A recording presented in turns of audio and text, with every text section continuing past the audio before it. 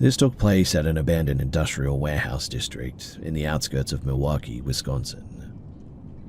I was about 25 at the time, and I was working for a security firm that specialized in high-risk vacant lots. The place that I was working, it was a defunct, heavy sort of machinery plant that spanned 4 city blocks, in fact. It was my 3rd month on the night shift, and I had long since stopped expecting the job to be anything other than a slow, quiet rot. So, it was close to 4 in the morning, it was a Wednesday, and I was performing a sweep of the main assembly hall when I saw something. A shadow moving across the upper-level windows. It wasn't a flicker too, it was clear, a deliberate silhouette of a person walking slowly from the north end of the building to the south. I called dispatch, my voice steady, requesting a secondary unit for a perimeter check. I reported what I'd seen, and I didn't enter the building. I waited by the gate, my spotlight fixed on the darkened glass. I didn't see anyone come down, and the exterior doors were all chained and padlocked. When backup arrived, we did a tactical sweep. The interior was a cavernous, desolate place filled with silence and dust. And after an hour of checking every level, we found a solitary office in the back, and inside, a man was hunched over a heavy wooden desk. There was a letter on the desk too, and a stillness in the room that felt weird. The investigators arrived, and the procedure was pretty clinical. They confirmed his identity, secured the site, and checked the logs. What bothered me though, and still bothers me a little bit, was the review of the internal surveillance system. You see, the cameras were hardwired into an old DVR setup that tracked movement. The logs were perfect, unbroken, and the footage, it showed the man entering at 2 o'clock the previous day. It showed him walking into the office, sitting down, and literally never moving again.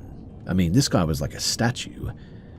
There was no other movement in that building for 14 hours as well. I checked. Not a stray animal, not a maintenance worker, and certainly nobody else walking across the assembly hall windows at like 4 in the morning. I gave my statement, signed the forms, and tried to wash the smell of that office out of my uniform. The investigators told me that it was visual persistence, the way that the brain tries to fill in gaps in low-light environments, especially when you're anticipating movement. But I know what I saw. I saw someone moving. But when I think back about it, the way that they moved seemed a bit weird. They moved like something was being projected against the glass, like an image with no mass and sort of gliding.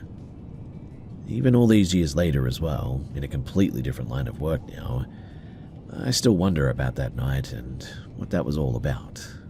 I know that I saw someone up there, that much I'm convinced about, and yet every single camera that I looked at, again, I confirmed, this guy was there for like 14 hours and didn't even seem to move, even an inch. It makes you wonder though if we're really alone in these places, or if maybe there's something else there.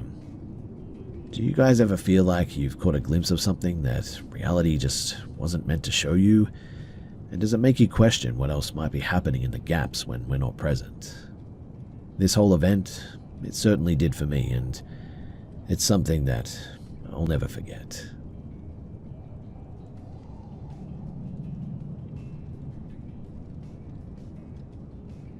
This happened in 2011, on a stretch of logging tracks near the edge of the Adirondack Mountains. I was taking a solo trek across a series of decommissioned logging paths that crisscrossed a patch of unmapped forest. I technically wasn't supposed to be there. The state had closed the trails due to hazardous terrain, but I was arrogant and bored, equipped with nothing but a map that was 10 years out of date and a rusted mountain bike. It was a late Tuesday afternoon. The sky was pretty ugly, and I was about 5 miles into the interior when I heard the first strike. A heavy, jagged rock hit the frame of my bike, snapping the chain guard clean off. I skidded to a stop, spinning around to see who was behind me, but the logging track was empty, a straight ribbon of dirt slicing through the dense pine behind me. Then the second strike. A branch, thick as a human forearm, slammed into the gravel inches from my boot. I dived into the scrub, pressing my chest into the damp, decaying floor of the forest. I waited for a laugh, a shout, some sign of a prankster. There was only silence, though. That's when the volley started. It wasn't just a barrage of throws, it was literally a horizontal assault. Stones, branches, and chunks of bark zipped through the air at waist height, moving in straight, impossible lines. I literally heard them pass by my ear, like arrows fired by a machine, racing past me as I huddled there. Each one struck the ground or the trees with terrifying force, too. I sat there, hands over my head, feeling the wind of the projectiles passing inches from my ears. I felt a sharp, burning graze across my shoulder. A branch had sliced through my jacket. I didn't dare look up, though. I was so worried that something would hit my head. I just screamed, "I'm going, I'm leaving, okay?" And the barrage ended instantly. Now, the silence that followed was so absolute that it was terrifying, deeper than the woods had ever been before. I sat there for a minute, catching my breath until I gathered the nerve to stand up again. I needed my bike to get out, so I stepped back onto the track, and that's when I saw it. On the left side of the trail, where I knew for a fact that there had been nothing but dense, impenetrable trees 5 minutes ago, suddenly stood a shed. It was a ruin, weather-beaten and grey, and its door hanging off a single rusted hinge. The door, though, was covered in a thick black moss that seemed to drink the light in. It looked like it had stood there for a century. I looked at the spot where I'd been riding seconds before, trying to orient myself a bit. I knew the trail. I had scouted this area just last month. There was no clearing, there was no shed. From inside of the structure, though, I heard the sound of somebody moving inside. I didn't turn back. I didn't try to look inside. I just grabbed my bike. The rear tire was now shredded, but the frame held, thankfully, and I ran, half carrying and half dragging it until I hit the main access road 3 miles away. I counted myself lucky to get out of there that day, and so I promised myself that I would never go back again.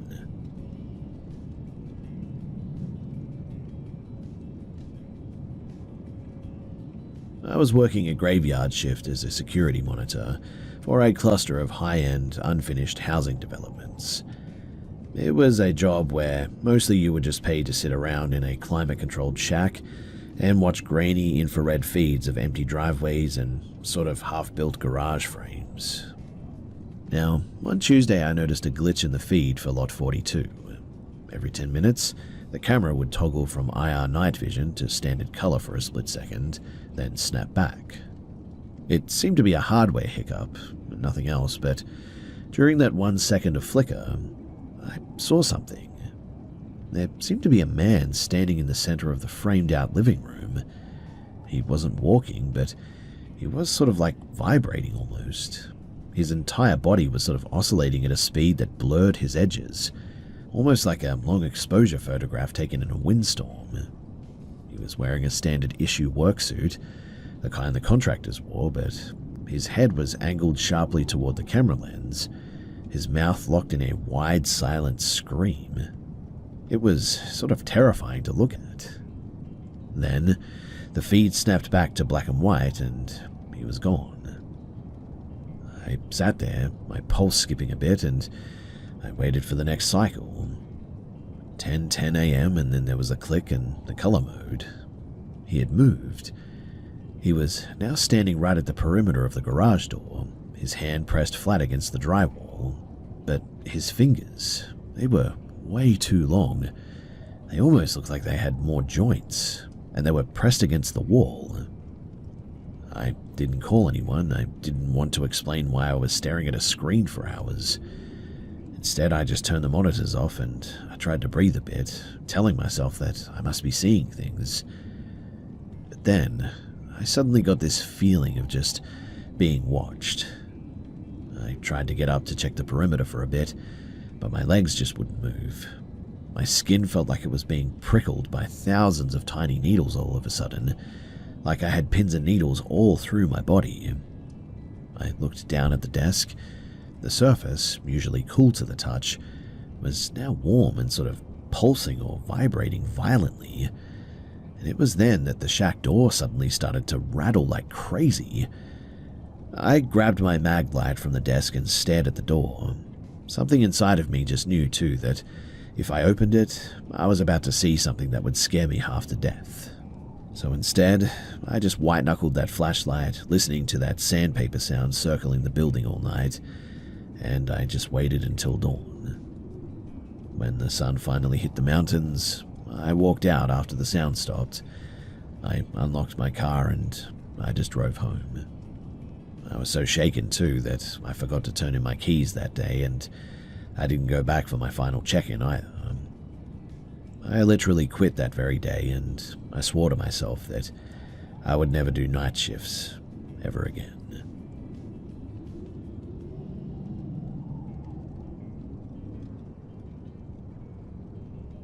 A few months ago, I was working as a courier for a regional supply chain. My job was to hit the medical offices, drop off the specialized image equipment that they needed, and get back on the road before lunchtime. The clinic in the North Valley was my last drop on a Friday, a gleaming glass and steel building that looked more like a hotel than a healthcare facility, really. I had both arms full of delicate equipment cases when I reached the lobby. The sliding glass doors whirred open and the man stepped into my path. He looked mid-60s, dressed in a sharp, albeit dated beige suit. He didn't look like a patient. He looked a bit more like a landlord, really. He held the second door open, though, with a practiced grace, and he said, "Let me help you with that." His voice was smooth, resonant, and entirely too familiar. I gave a polite, distracted thanks. I was in a bit of a rush to hit my deadline. He walked alongside of me, though, his stride perfectly synced with mine. He didn't just walk, though. He kept pace, like really mirroring my shifts in speed, his presence a constant heavy weight on my shoulder. He didn't stop at the lobby. He followed me into the restricted hallway, his conversation a seamless loop of benign, sort of disjointed questions. Things like, "Are you heading back home after this? Do you have family in the area? Is the pay worth the travel?" He didn't wait for answers. He treated my silence as an invitation to just keep asking questions. When we reached the imaging room, though, I started unloading the gear. The man started moving the empty cases, stacking them with clinical and rehearsed precision that genuinely was a bit weird. He knew exactly where the supply closet was. He knew where the trash went. He moved like he owned the square footage, in fact. When I finished, I turned to leave, and he was blocking the doorway, not with his body, but with his posture almost. He sort of leaned against the frame, arms crossed, watching me with a gaze that felt like he was mapping me almost. "You're very efficient," he said. It wasn't a compliment, though. It was an observation, as if he were grading a performance. Most people would have asked for a tip by now. I didn't engage. I sort of sidestepped him instead. As I walked down the hall, I could hear his footsteps behind me. When I reached the lobby, I didn't stop at the front desk. Instead, I just headed for the exit. He was right behind me, his voice pitching up, shifting from polite inquiry to a sharp, insistent command. "You haven't answered my question. What's your next stop?" I reached the parking lot, the Arizona sun blindingly bright. I could hear his shoes hitting the pavement, getting faster, closing the gap. I dropped the empty carrier, unlocked my van, threw the stuff inside, turned around to begin telling this guy that he needed to leave me alone. But when I did, there was no one there. But that's when I noticed that he was now suddenly at the front of my vehicle. He had stopped about 10 feet away and just stood there, staring at the driver's side window. I have no idea how he got there so quickly, though. He then pulled a slim black device from his pocket. Not a phone, but something that clicked with a metallic shutter-like sound as he held it up and pointed directly at my dash. I didn't wait to see what it was. Instead, I just got in the vehicle and I floored it, the tires kicking up a cloud of desert dust behind me. I looked in the rearview mirror as I hit the main road, and he was still standing there, motionless, his arms still raised, still tracking the movement of my van until I was miles away. Now, here's where things get really weird. So like I said at the beginning of this, I was doing this sort of deliveries frequently for this place, and so eventually I had to go back there and do the same thing. So I went in and I actually stopped at the front desk and I asked them about what happened that day and if they had security camera footage of that guy, and so I asked who he was and why he was acting so weird and sort of going into restricted areas and all that. They seemed curious about this too, and they said that really nobody should be going in there with me, that it was actually a restricted area and that I was really the only one who should be going in there. They sort of gave me a bit of a slap on the wrist about that and warned me that if it ever happened again that I shouldn't let anyone in there and that I should call security and all that. But anyway, they eventually checked the cameras and it was the weirdest thing. I mean, you can sort of see me doing my movements and picking up things, and I still have the boxes in my arms that I thought that I'd given to this guy. I also seemed to answer someone at some point, and anyway, long story short is that apparently I was behaving weirdly as if somebody was there, but in the video you don't see anyone. But I am absolutely certain that I saw this guy. I mean, I remember him clearly. I still don't have an explanation for that day, and, well, the people at the front desk sort of looked at me weirdly, like maybe I was lying or something, which, given the fact that they don't even know me, I can sort of understand their reaction. Anyway, I didn't get any official warnings or anything because, well, in the security footage, I'm the only one there. I have no idea if I was just hallucinating the whole thing or what, but I certainly know that the whole thing felt real.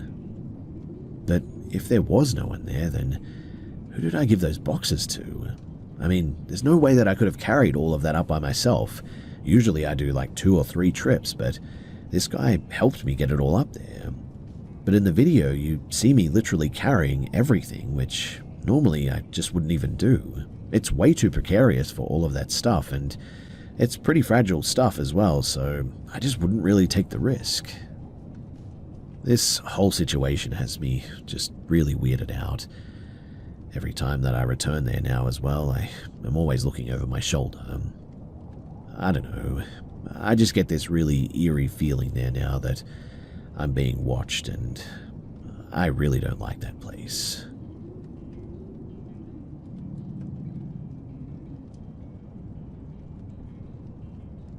I was 16, living in a neighborhood where the fences were high and the privacy was absolute.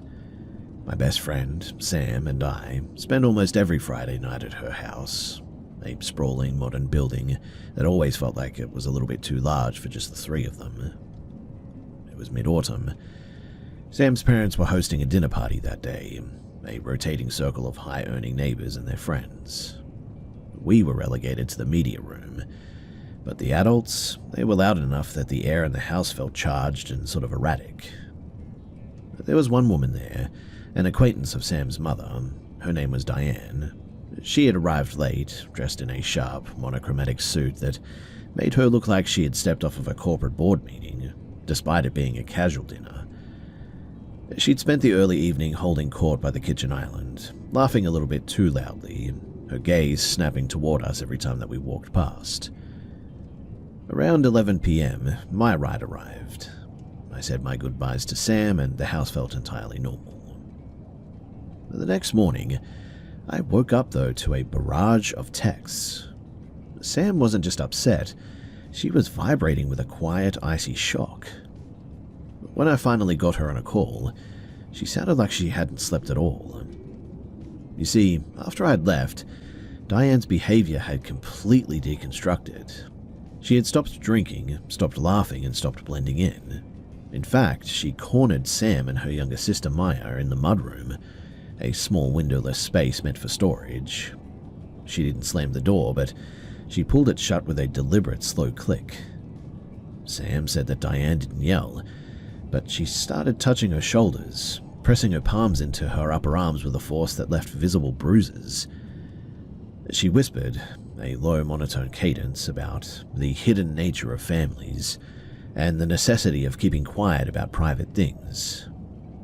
She wasn't just talking, she was grooming the space, forcing them to listen to a narrative that felt like it was being pulled out of a dark, forgotten well. Maya started crying, but Diane didn't stop. She just tightened her grip, her eyes fixed on the door, watching for adults. "If you tell them what I'm saying," she whispered, "they'll realize that you're the ones who invited me into the room." It was a preemptive strike, a twisted psychological anchor that she was trying to set into their minds. When they finally escaped to the upstairs bathroom, they could hear Diane out in the hallway, loudly confiding to Sam's mother that the girls had been acting disturbed and aggressive in the mudroom. It was a complete fabrication, obviously, delivered with the casual, terrifying ease of a seasoned predator. Sam's mother, sensing the sudden shift in the house's energy, had managed to escort Diane out within the hour, but the aftermath, well, that lasted for months. You see, the car started showing up. It was a nondescript silver sedan, and it would appear at the end of Sam's street while we walked to the bus stop. It would idle outside our favorite coffee shop on Tuesday afternoons. It never approached us, never honked, never made a move to block our path or anything. It just sort of existed in our peripheral vision, a static presence in the background of our lives. We eventually moved on as we stopped seeing the vehicle so much, but still, the terror of that night wasn't the physical intrusion, obviously. It was realizing that someone could look at two children and see a canvas for their own sick and calculated power play. Thankfully, nothing happened to them that night, but still, it's disturbing to think back on it all.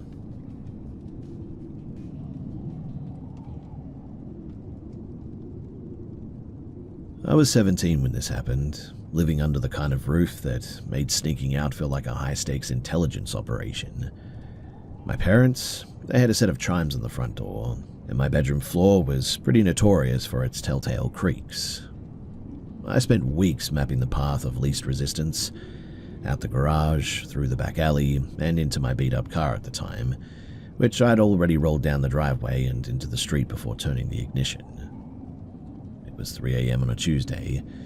I was coming back from a friend's place, my head swimming with caffeine and the creeping dread of being caught before dawn. The suburban streets were ghost town empty at this time, lined with identical oak trees. I was 6 blocks from home when I saw the headlights behind me.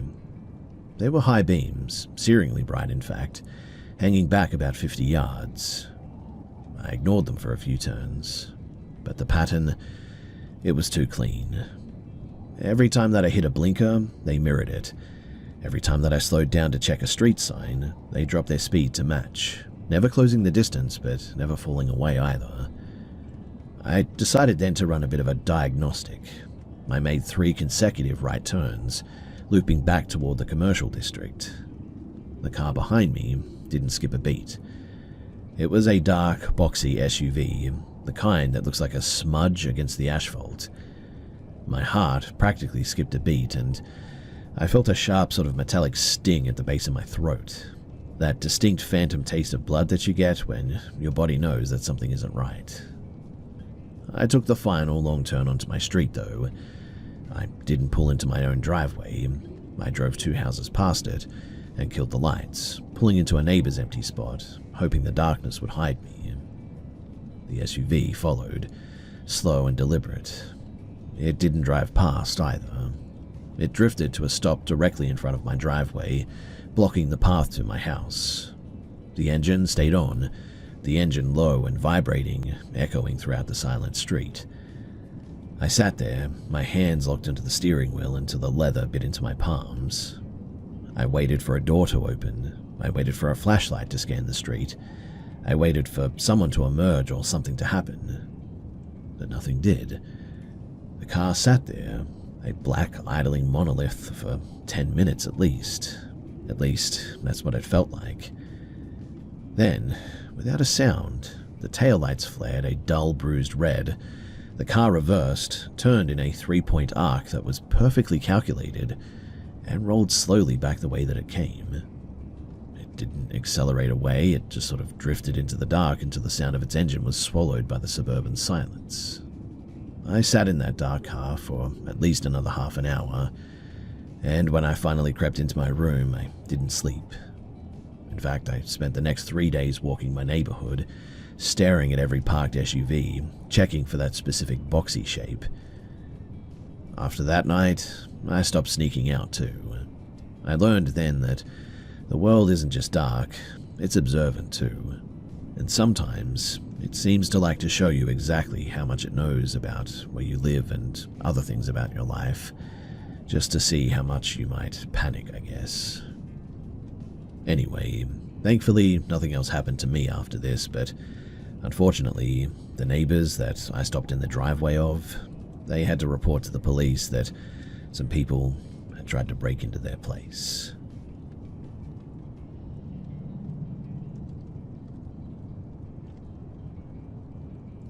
So I'm a project manager who spent the day in the Loop of the North Shore of Chicago.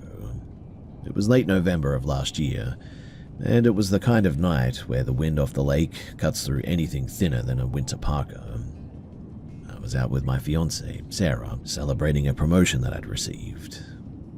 We'd spent the evening in a lounge in River North, and by 11:30, the temperature had plummeted, so we pulled up a rideshare app.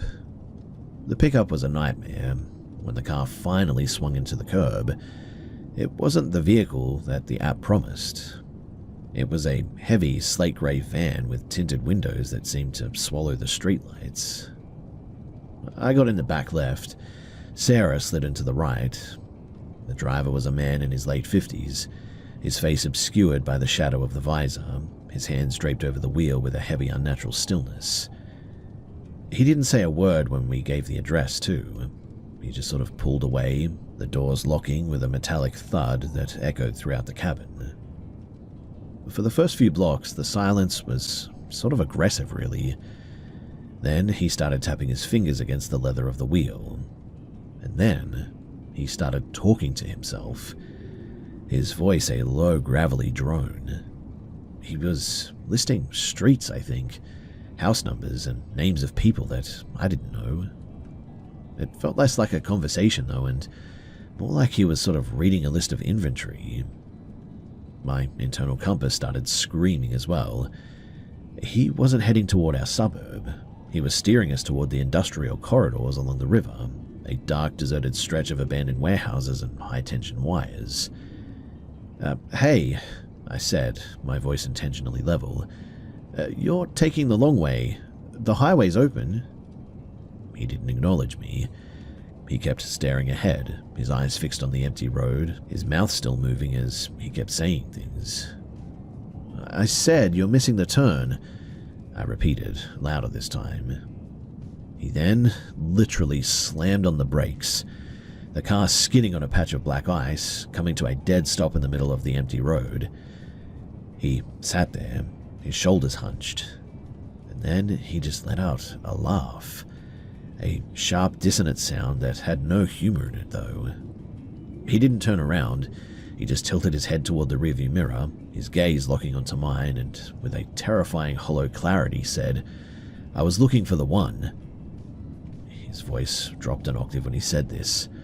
I didn't realize there was a pair. I didn't argue with this guy. I didn't reach for the door either. I just leaned forward and tapped my phone screen, ending the trip while we were still moving. End it here, I told him, right now. The shift was instantaneous. The man slumped, his shoulders dropping, the tension leaving his frame like an air from a punctured tire. He didn't speak. He just flicked the blinker, made a U-turn that barely missed the curb, and drove the rest of the way out of the neighborhood in total terrifying silence. He then dropped us off at another street, and he didn't wait for a rating or anything. He didn't wait for us to clear the sidewalk. As soon as the last door clicked shut, he just tore away, his tires literally spinning on the pavement until he was gone.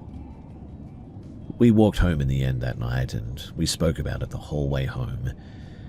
My poor fiancée was practically beside herself, but she said that I handled it well, and so she was thankful that I was there. Eventually we made it home, and we didn't report it as an assault or anything because, What do you report? A detour? A strange comment? We did report the driver for unprofessional conduct, though, with the app. But that's when we found out that apparently this guy wasn't with them. And the real person that we had ordered that night for a ride, well, they had apparently cancelled the ride after we didn't show up for a while. That was certainly creepy to find out. And after we heard that, well, we did actually make a report with the police in the end. I never did hear back from them, but I sure hope that they got this guy.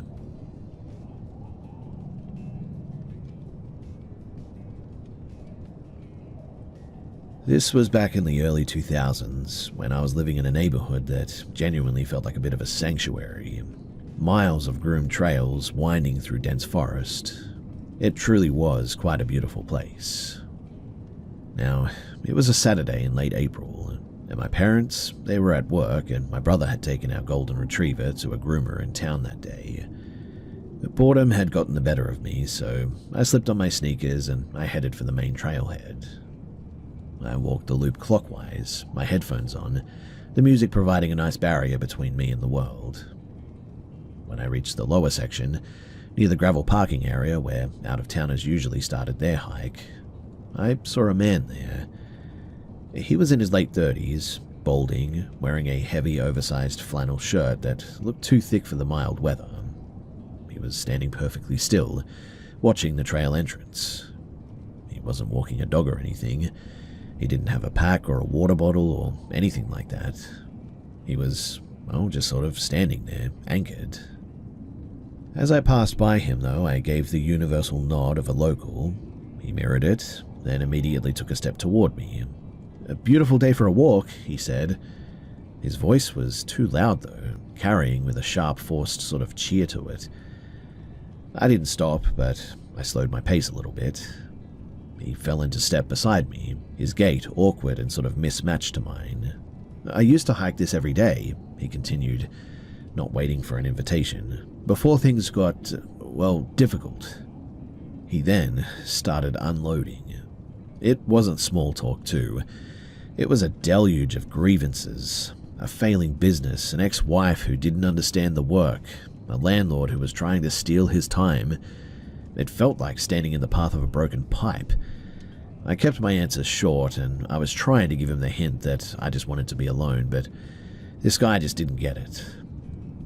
Anyway, we reached the junction where the trail splits. One path leads back toward the suburban streets, and the other circles back to the parking lot. He should have turned left, but he didn't. He drifted right, sticking to my shoulder like a shadow. When we hit the residential street bordering the woods, I stopped. I wasn't far from my front door now, and the realization that he was following me onto my own street sort of snapped something in my chest. "Hey, I'm actually turning off here," I said, pointing toward a random neighbor's driveway. He didn't break stride. He just kept walking, leaning in close enough that I could now smell the stale tobacco and what smelled like, I don't know, burnt electronics or something. It was sort of an acidic odor that made my eyes sting a little bit. "That's a nice house," he said, nodding toward a home 3 doors down from my own. "Do you live in that one? Or maybe the one with the blue shutters?" The air suddenly turned ice cold. He wasn't asking. I could tell that he was fishing. I forced a laugh, my hands shaking in my pockets now. "No, I live on the other side of the trail. I'm just meeting my mum here." He stopped.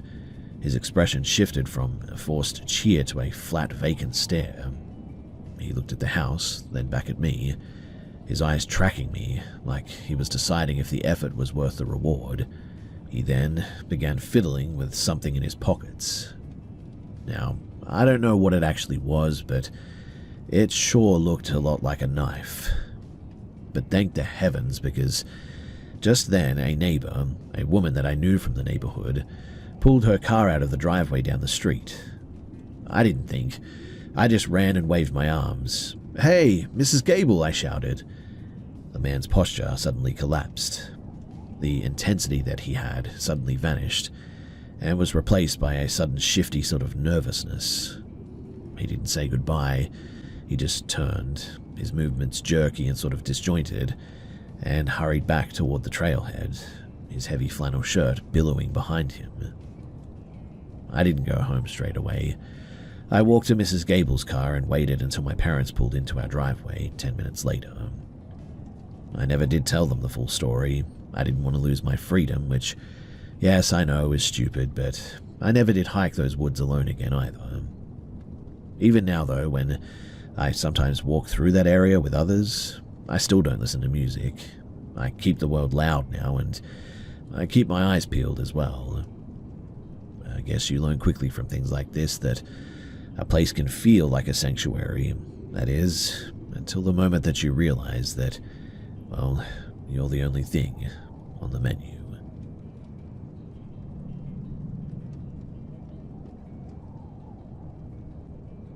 So I grew up in a house built in the late 1970s, nestled deep in a valley where the light seems to get trapped in the trees.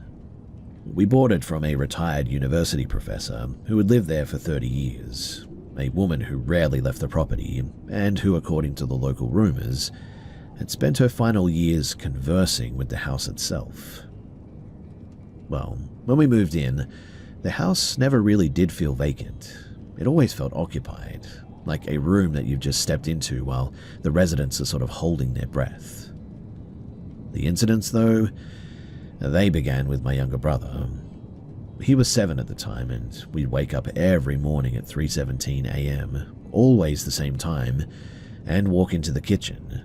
He'd stand in front of the pantry door and start a one-sided conversation. When we asked him who he was talking to, he'd point at the air just above our heads and describe a woman whose face was made of static, like a television screen, he would say, tuned to an empty channel. He wasn't scared, or at least he never seemed that way, but he seemed more frustrated, really, as if he were trying to explain a complex concept to someone who just couldn't quite grasp it. My father, a man who believed only in physics and bank statements, also had his own breaking point. So one night, he was reading in his den when he felt a sudden sharp pressure on his shoulder. He described it as if someone had just placed a heavy, cold item over him. He looked up at the time, and the shadows in the corner of the room had coalesced into a dense, oily mass. It didn't have features, but it had a distinct sense of will, is what he said. He then walked out of the room, closed the door, and didn't open it again for like 3 days after that.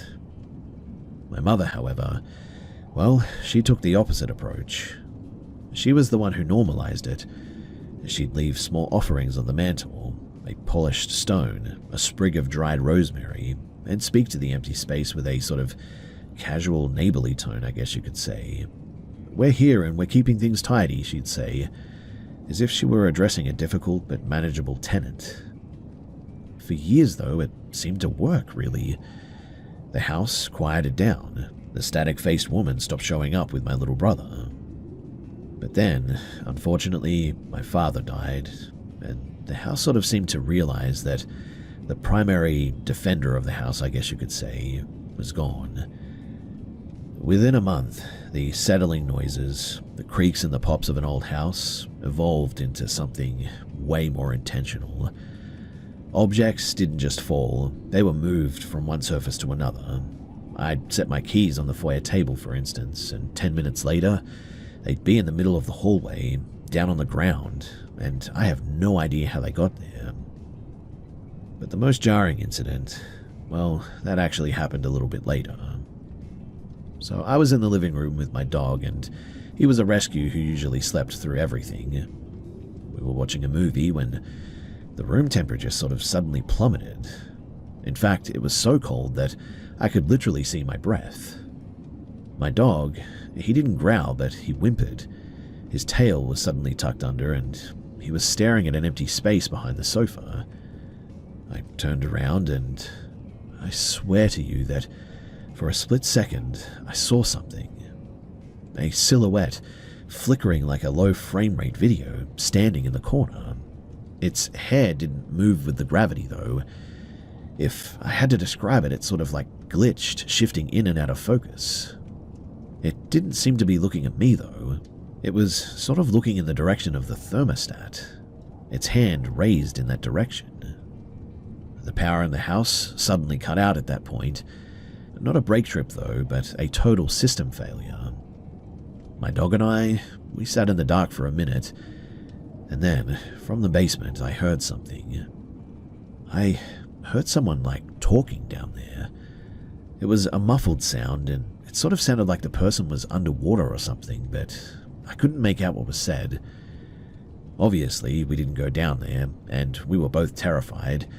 I just sort of huddled up with the dog, and I didn't try to turn the lights back on, and eventually my mother came in and, well, she sort of saved us, I guess you could say. We eventually sold the house after this, and it was an expensive, beautiful home, and moving out from it, well, it was a bit tragic, really. It really was a nice place to live, and if it hadn't have been for all of the paranormal activity, well, maybe we would have stayed, and maybe I'd still be living there now. Whatever the case might have been, like I said, we eventually moved out, and after that, my brother, myself, and my mum, well, we never had anything like that happen again. My mother did eventually tell me some stories of her own from that place, nothing like my dad, myself, or my brother experienced, but still, she certainly had some stories of her own, and, well, it's a place that will live in our memories for as long as we live.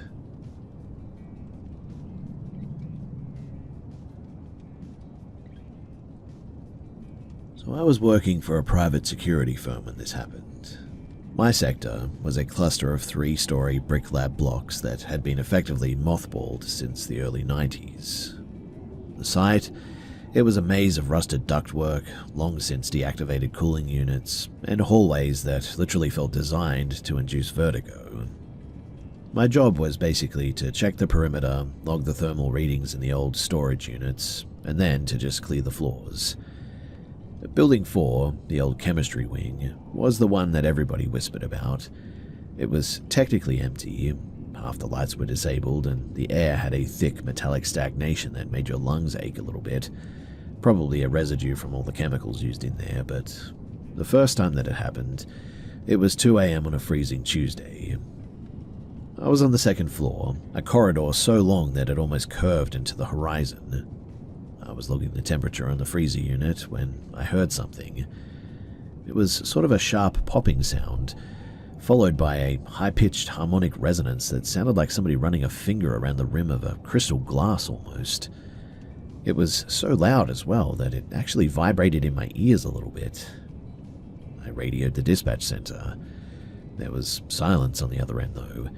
They couldn't hear a thing apparently at the time. I did a full paranoid sweep with my flashlight, checking every door, but I couldn't find anything. Just dust, shadows, and, well, whatever that sound was. I left that night, not knowing what the heck that was, and made a report, but really nothing ever came of it. Well, 2 weeks later, the visual anomaly started. So I was walking the 3rd floor corridor when I saw something. It was just a flicker of motion at the very end of the hall, but I know that I saw it, near the stairwell. It didn't look like a person exactly.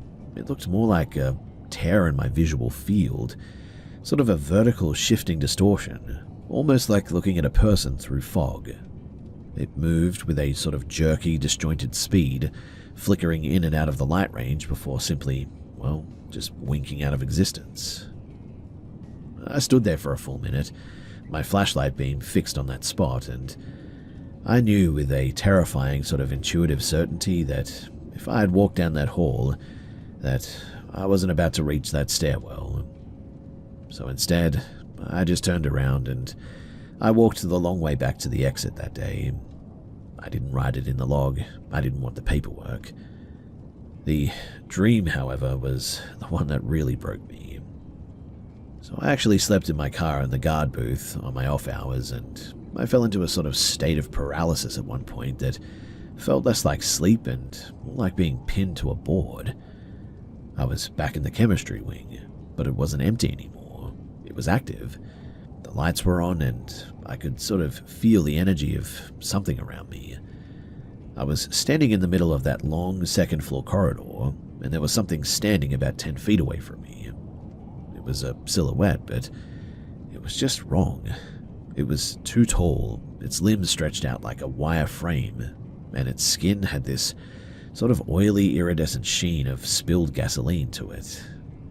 It didn't have a face, just a flat black surface that seemed to absorb the light around it, and it wasn't threatening exactly, but it almost seemed like it was waiting. I woke up screaming, my entire body drenched in sweat, but the weirdest thing is that I could have sworn that I was floating or something, because when I woke up, I felt my whole body sort of fall back onto the backseat of my car, and that was a bridge too far for me. I quit the next morning, and I never did go back there. I didn't take any other contracts in that sector, in fact, and it's been over a year now. I still get that weird sort of falling feeling in my stomach. You know the one, right? When you go down a hill that you're not expecting. Whenever I pass an old industrial building, that reminds me of that place. The rational side of my brain tells me that it must have just been fatigue, toxic mold, maybe the chemicals were getting to me, or the residue of it at least. All classic explanations for a haunted building phenomenon, right? But a part of me just sort of knows that it really wasn't any of those. I don't know what was in that building, but whatever it was, I'm just glad that I'm far, far away from it now.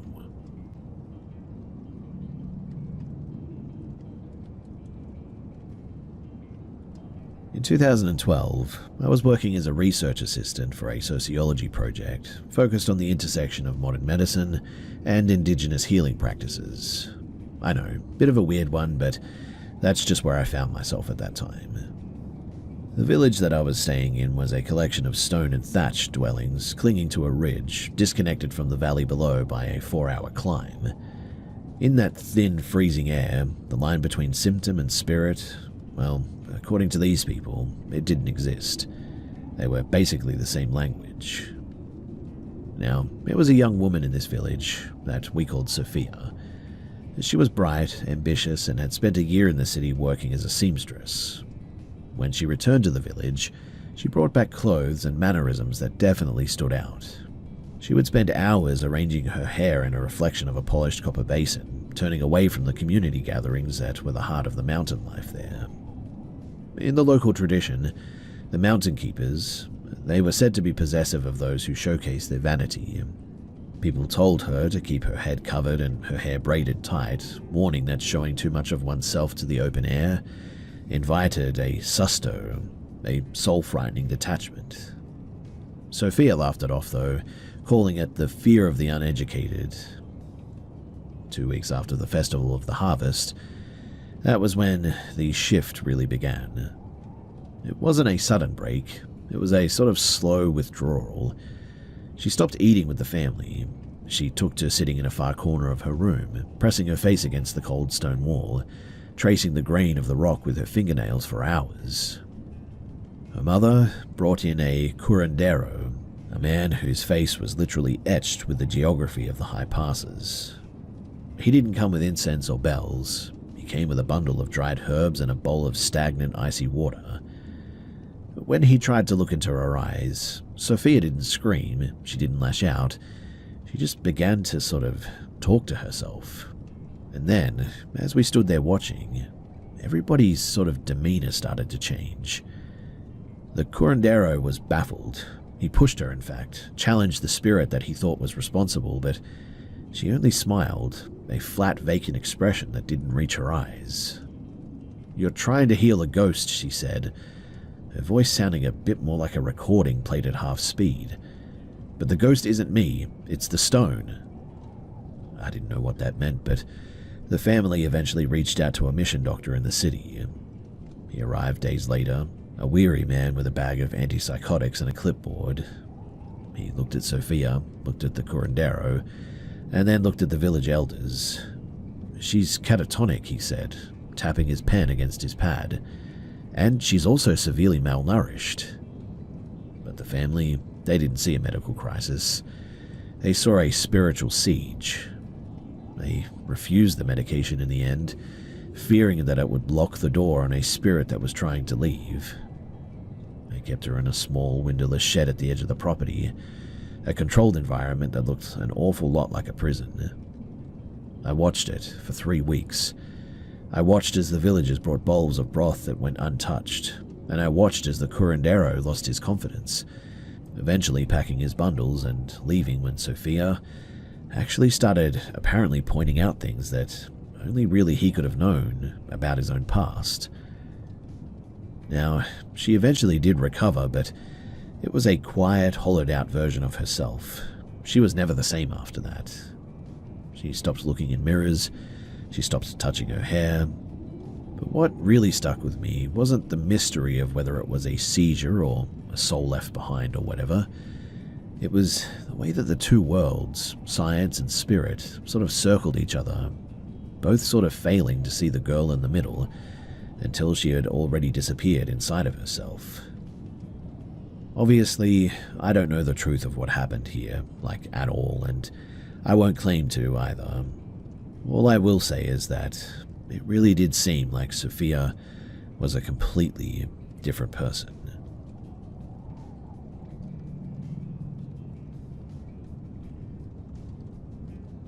Back in 2008, I was freshly married and completely broke because of the financial crisis at the time. We'd moved into a converted storage shed on a failing orchard, about 20 miles from the nearest town. It was a truly dusty, windswept stretch of land, littered with abandoned irrigation equipment and the skeletal remains of dead orange trees. The owner was a recluse too, who lived in a farmhouse across the dirt road, rarely seen except when he was checking the perimeter of the groves with a spotlight. We were there to try and, well, save some cash, but that place was eerie, let me tell you. The events didn't start with a bang either. They actually started with the irrigation lines. Every single night, the metal pipes outside of our bedroom wall would rattle. Not just a sort of expansion of metal in the cold sort of thing, but it was like somebody had picked it up and just sort of gone to town on it. It also sounded at times like somebody had taken a wrench and was sort of dragging it across these pipes. When I'd run outside with my flashlight, convinced that somebody was out there sort of maliciously doing damage, the gravel driveway was always undisturbed and I never did find anyone. Then the smell started. Not rot, but a sudden sort of intense concentration of like, I don't know, sulfur or something. It was disgusting to smell and it was potent too. My wife was a bit of a realist, a nurse who dealt with life and death every day, but even she started locking the heavy steel-bolted door before sundown.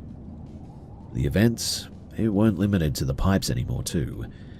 We would wake up to find every cupboard in the kitchen standing wide open. Not just unlatched, but fully swung wide, as if the entire house had been ransacked while we were sleeping. Mind you, I never woke up or heard anything, which was weird. One afternoon, though, I found a coyote pup on the edge of the grove. It was lethargic, stumbling in circles. I took it into the shade, gave it some water, and it seemed to perk up a little bit. But by evening, it was dead on our porch. When I went back about maybe an hour later to bury this poor thing, it was now gone. I did look for tracks. I mean, obviously maybe a predator took it, but I couldn't find any. There was no blood, no tracks, nothing. Just a clean, empty patch of dust. I eventually confronted the landlord about what was going on. I expected a bit of a shrug, to be honest. But instead, he sort of stared at me, his face turning the color of wood ash. He then told me that the land was apparently cursed by a debt of blood. 3 brothers apparently had died in a freak flooding accident during the 1950s, all trapped inside of a pressurized storage tank that had rusted shut. He didn't sound superstitious at all. He sounded like he was reciting a crime report when he said this, but the final straw happened in the middle of a hot, stagnant Tuesday. We were in the living room trying to read for a little bit, when, without warning, literally the house sort of tilted. It wasn't an earthquake or anything, but the entire structure just seemed to drop 6 inches on the left side, slamming into the foundation with a force that shattered every window pane in the house simultaneously. But the weirdest thing is that The sound wasn't like a normal crash, I guess you could say. It was a sort of deep, resonant groan that seemed to come from the soil itself. And then after that, the house obviously fell and the windows all shattered. After that, I didn't pack. I didn't grab the dishes. I literally just shoved my wife into our car and I turned the key. But then the ignition clicked. It was a dead hollow sound. But then the weirdest thing happened. So, as I'm sitting there trying to get the car to start, the air around the car began to shimmer, the heat turning into a blurry sort of distorted haze. From the tree line, I heard the sound of snapping branches, thousands of them, all at once, creating a deafening wall of noise that moved toward the car. I literally slammed my fist against the steering column, cursing and praying, my wife absolutely screaming now, when suddenly the engine caught on the third try, a sputtering roar that I was grateful for. We hightailed it out of there, not looking back, the sound of branches snapping chasing us all the way down to the main highway. We eventually drove a few miles, and with the cash that we had managed to save, we were able to get a hotel room that night, and we never did go back to get our things. Instead, I literally hired a crew with basically all the money that we had to haul out what was left a week later, and I refused to even sit in the truck while they were working there. I've had stressful jobs since then, and I've certainly slept in plenty of strange places, but I have never, ever experienced anything like that. The whole experience, it certainly changed me as a person as well. I was one of those people that would dismiss the paranormal stories of other people, always thinking that there could be an explanation for it, a logical one. But after that, I certainly don't dismiss other people's stories as quickly as I used to.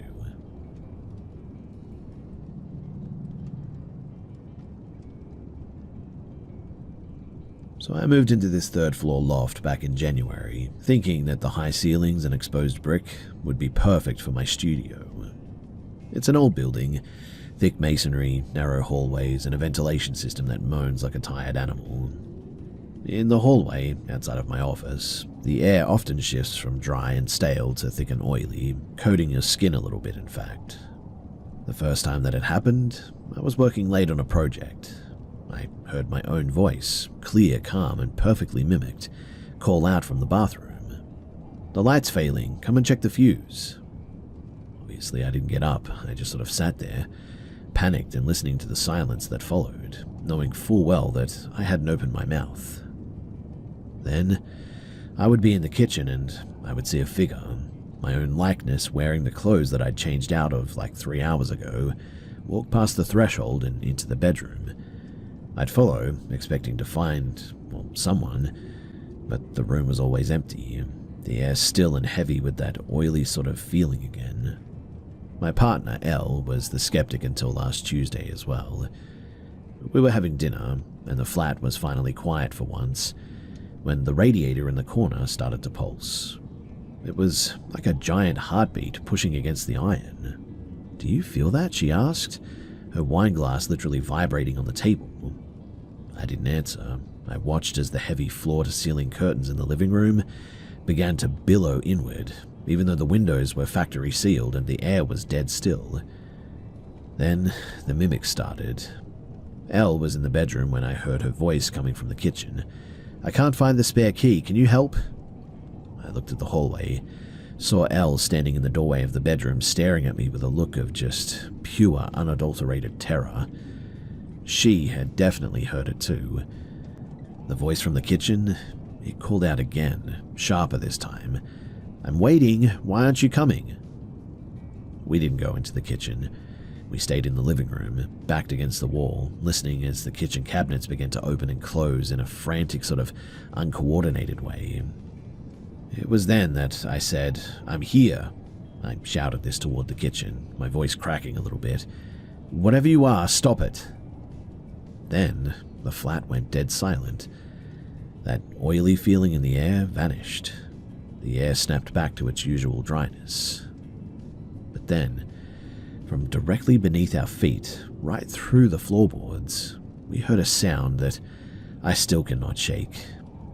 It was a child's voice, clear and bright, laughing. And right behind it, a sound like a dog snarling, but the snarl shifted into a high-pitched electronic screech, like a tape recorder being jammed into a blender.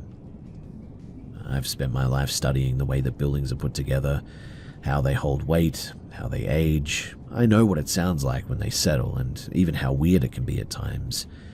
But this was not settling whatsoever. Whatever it was, though, we didn't stick around any longer. We left, and we're moving out in 2 weeks now. I don't care about the lease, the deposit, or the professional convenience of the space. I just don't want to be anywhere where my own voice can be used as bait like that. Now, I've read up on some things about mimics and all that. I didn't even know about these things before this event. And, well, the whole thing is pretty frightening. Like I said as well, we still have about 2 weeks here, so if you guys have any advice as to how we can protect ourselves during that time, well, that would certainly be much appreciated.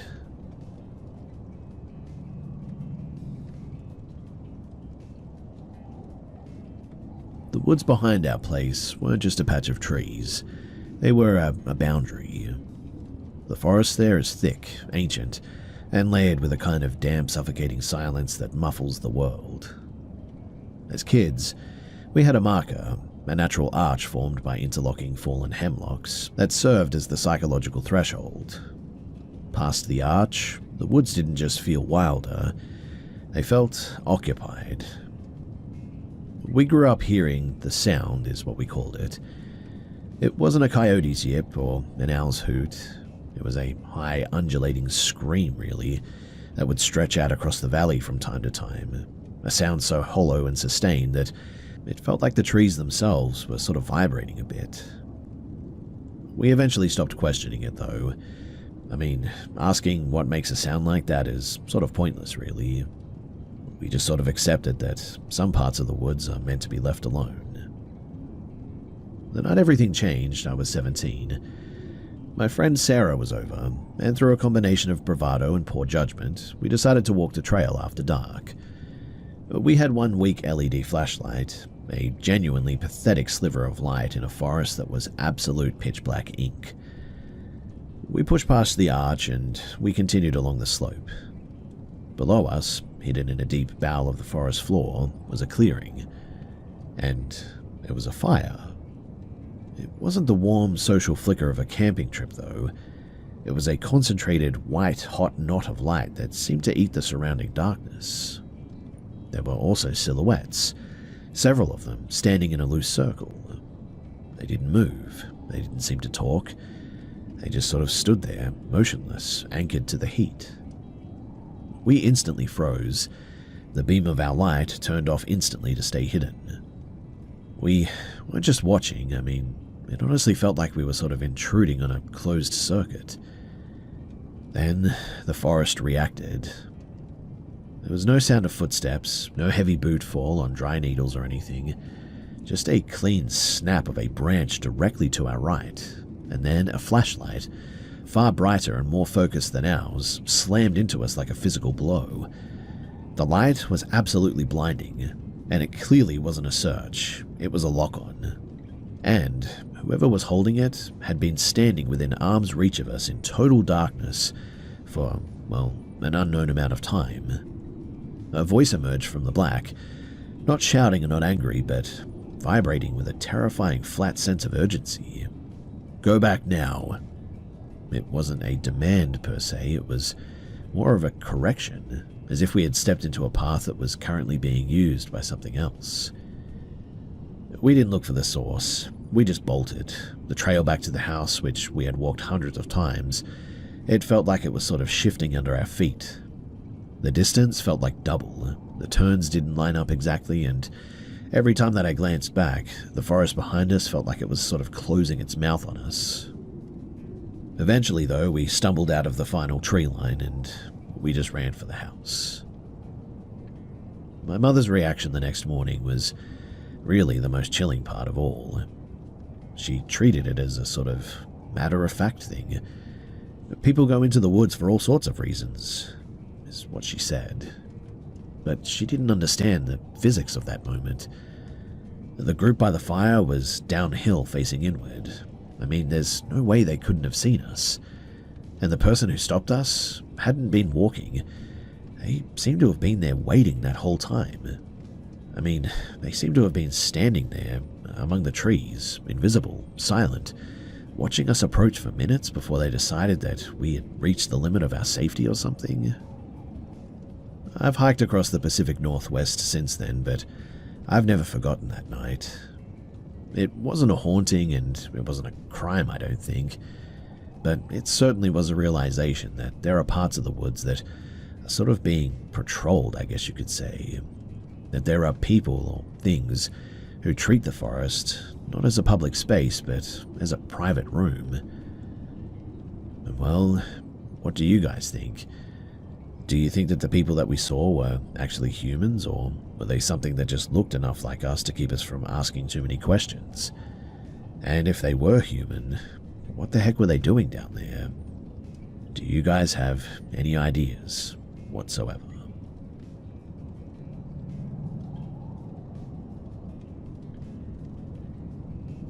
So I was 24, working as a junior technician for a state environmental survey. My job, monitoring water salinity levels and checking seismic sensors scattered around the desolate, salt-crushed shores of the Salton Sea. It's a place that feels like the end of the world, really. Flat, blindingly white, and smelling perpetually of brine. I spent most of my nights in a sort of retrofitted trailer about 5 miles from the nearest paved road. My only company was a humming generator and the absolute oppressive flatness of the basin. By the second week, I realized that the sensors weren't just picking up tectonic shifts. They were also picking up, like, sequences of something. Every night at exactly 2:14 in the morning, the equipment would register a localized surge in ambient heat, followed by a total vacuum of wind. The air around the trailer would go dead. Not just quiet, but like completely sucked dry. The manifestation wasn't a sound, though. It was a texture.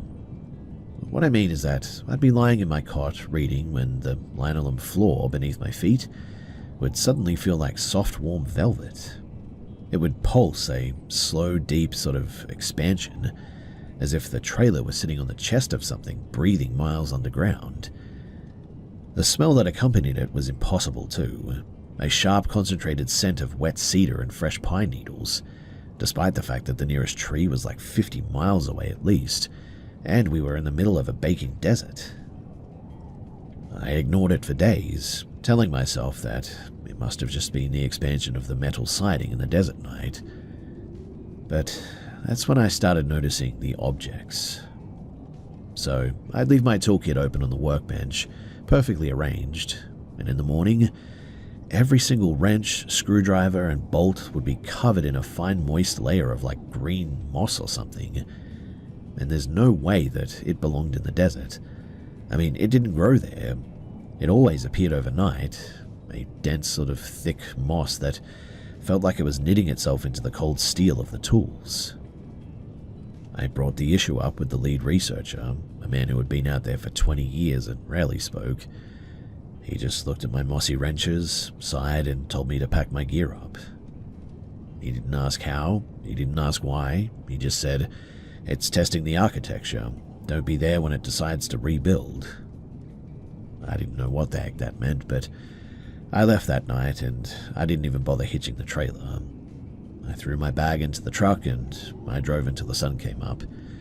The smell of fresh pine still clinging to my hair and mocking the dry salt-choked air of the basin, it seemed. I have no idea what that actually was, too. Some kind of geological mimicry or a dormant biological system that we accidentally poked. I don't know.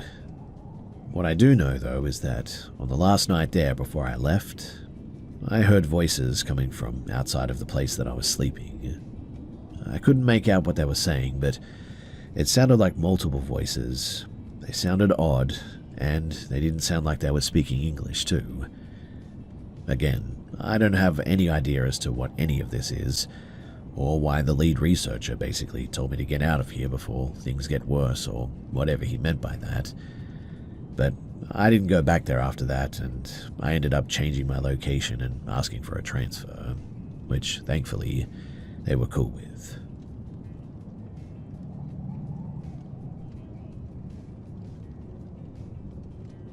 I was 29 at the time that this happened. I was a contract surveyor, hired to map some shifting water tables. It's a job of solitude, really. Weeks spent in modified shipping containers, surrounded by nothing but trees and high desert scrub. The silence out there is pretty thick as well, but my project manager, Miller, was a bit of a stickler for the 4 a.m. start, but he hadn't been to the site in like 3 days at this point. He was working out of the main office in Silver City, a good 90-minute drive across the terrain that ruins the suspension systems, let me tell you. Anyway, it was mid-August, and it was the kind of heat that doesn't break even when the sun goes down. I was sitting outside the container, finishing my second coffee for the day, staring at the blurred haze of the horizon. The back of the container faced a narrow, rocky cut, a blind spot where the canyon wall pressed up against the metal siding. So I was sitting there having my coffee when, I don't know how to explain this, but it was just like the air suddenly changed. Again, it's hard to describe, but it was almost like it got dense all of a sudden. Sort of the way that it feels right before a lightning strike, I guess. Then a voice, Miller's voice, cut through the stillness. It didn't sound like it came from the canyon, but it sounded like it was coming from inside of my own chest. I know that that sounds weird, but genuinely it was like I was hearing voices in my head. Get the logs, now, I'm waiting. It was super precise, the clipped impatient cadence he used when he was annoyed with my paperwork. I didn't think, I just sort of reacted. I grabbed my radio and keyed up his frequency. Miller, you're here. I thought that you were in the office. Static. Then his voice came through the handset, sounding genuinely confused. What are you talking about? I'm at the warehouse in Silver City. Are you good? I stared at the radio, then at the blind spot behind the container. The back of my neck suddenly felt like it was being scorched. And before I could answer, the voice came again. The exact same pitch, the exact same syllable-heavy rhythm. Get the logs, now, I'm waiting. It wasn't an echo, it was a playback, but the audio quality was wrong. And this time it didn't come from within me, it was definitely outside of me. What I mean is that I heard it this time with my own ears, and it sounded like someone trying to mimic human speech while holding their nose a bit. A flat sort of nasally sound. I didn't turn around. I didn't walk back there to check either. I felt a sudden sharp taste of ozone, like I had just chewed on a battery, filling my mouth all of a sudden. I unlocked the container door, stepped inside, and I instantly threw the deadbolt. I sat there for 5 hours, and I watched the shadow of the container stretch across the dirt, waiting for a boot, a silhouette, anything to pass the window, but there was nothing. When I finally stepped out cautiously at noon, the canyon was now dead. Not a lizard, not a bird, just the heat shimmering off the shale. I didn't find any tracks or anything, but I did find the ground near the wall, that there the dirt was sort of depressed, as if something incredibly heavy had been standing there. But it wasn't the footprint of a person or anything. It was sort of a pattern of a circular shape, shallow indentations, as if something with a flat pebbled surface was stood there. Maybe like a tire or something.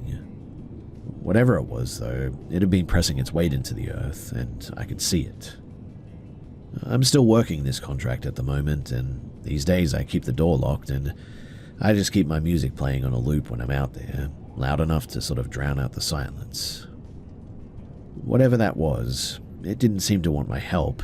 It was almost like it was practicing how to speak or something, how to sound like a person that I would most likely trust.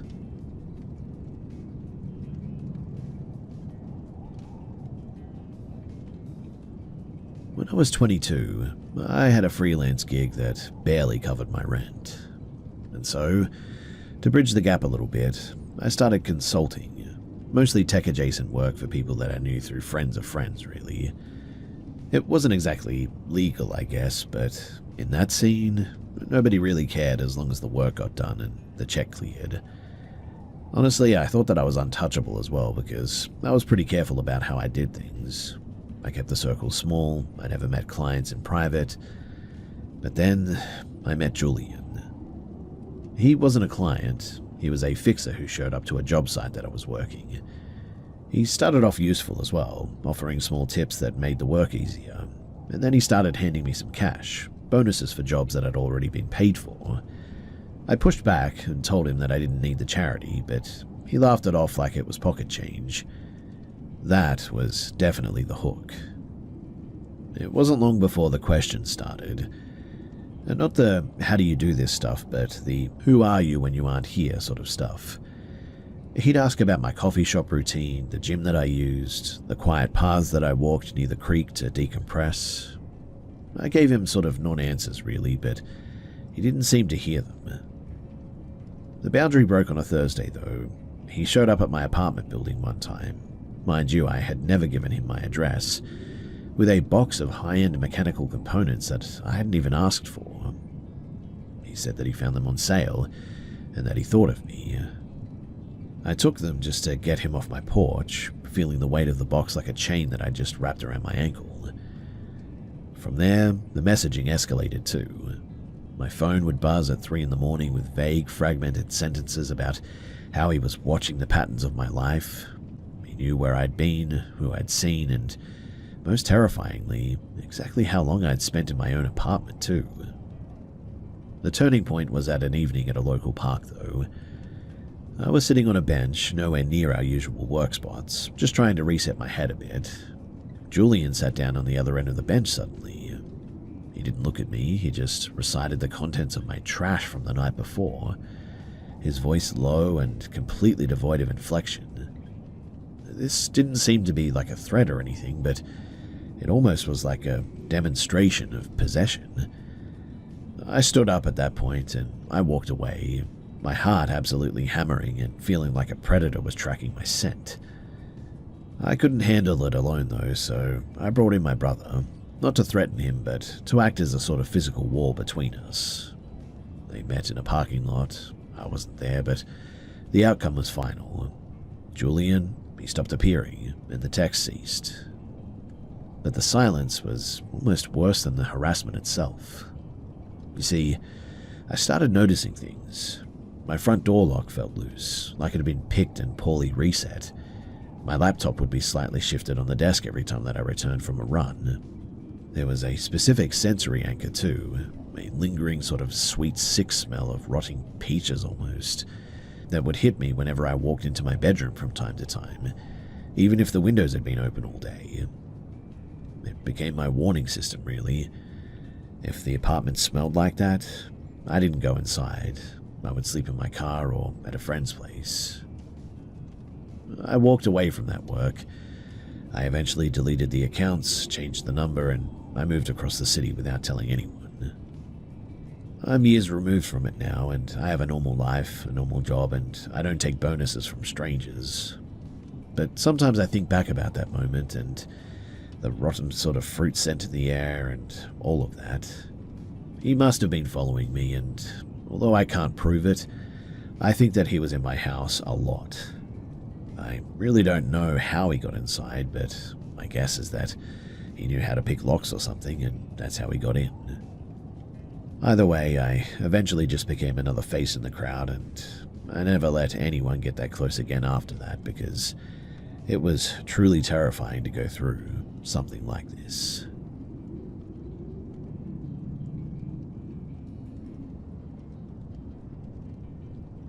I was 14, the age where the world is just big enough to be explored but small enough to feel like a cage.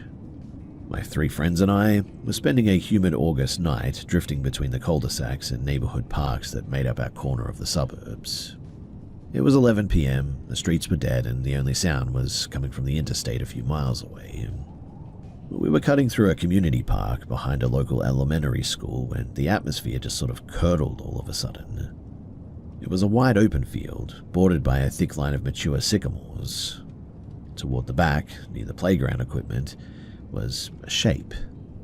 It was a muted neon orange color, a bright windbreaker that seemed to bleed light into the darkness all of a sudden.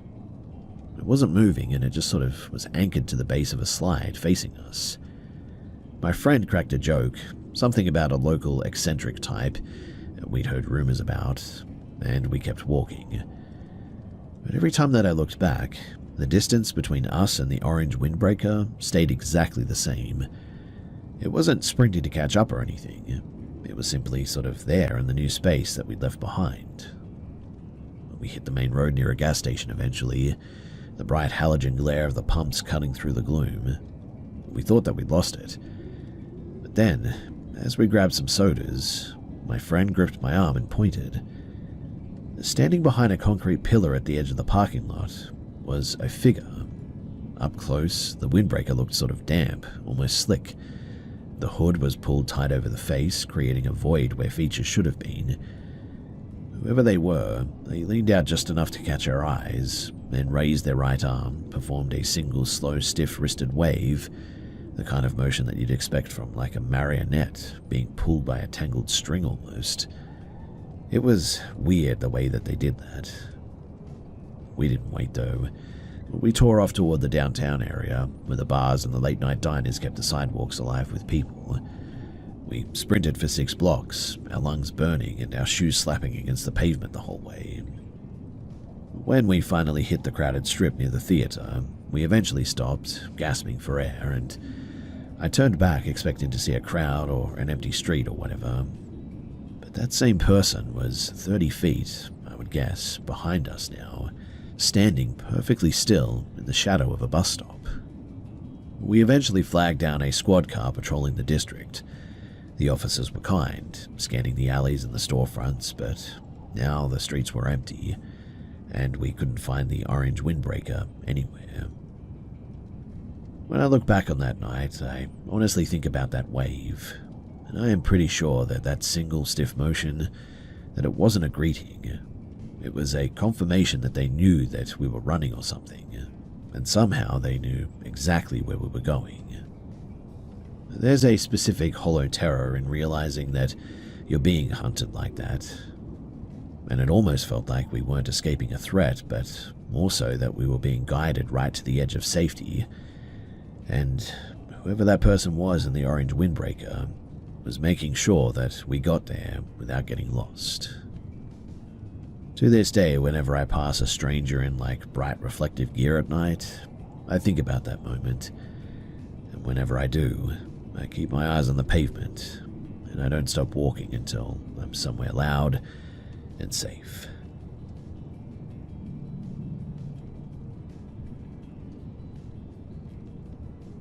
At the time that this happened, I was about 12 years old, and my life was practically defined by the 20-minute walk from middle school to my parents' house.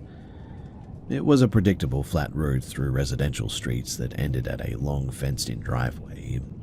Our house was the last one there, tucked behind a thick screen of overgrown private hedges. You couldn't see the front porch from the street, and nobody ever came up that driveway unless they were invited. It was a Tuesday, and the air was sort of that pre-storm stillness that makes everything sort of sound muffled.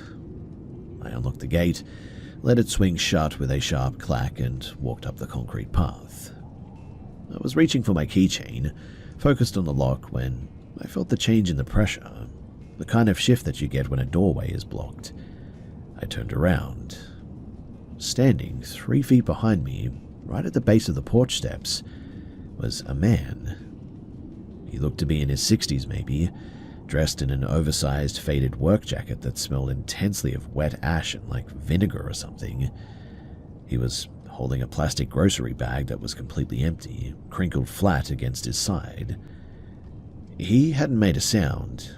He hadn't come up the driveway. He was just there, his feet perfectly still on the pavement, his eyes tracking me with an intensity that felt like a physical weight. "I need to check the meter," he said. His voice was gravelly, devoid of any social inflection, like he was reciting a line that he'd practiced 1,000 times. I didn't think about the gas meter.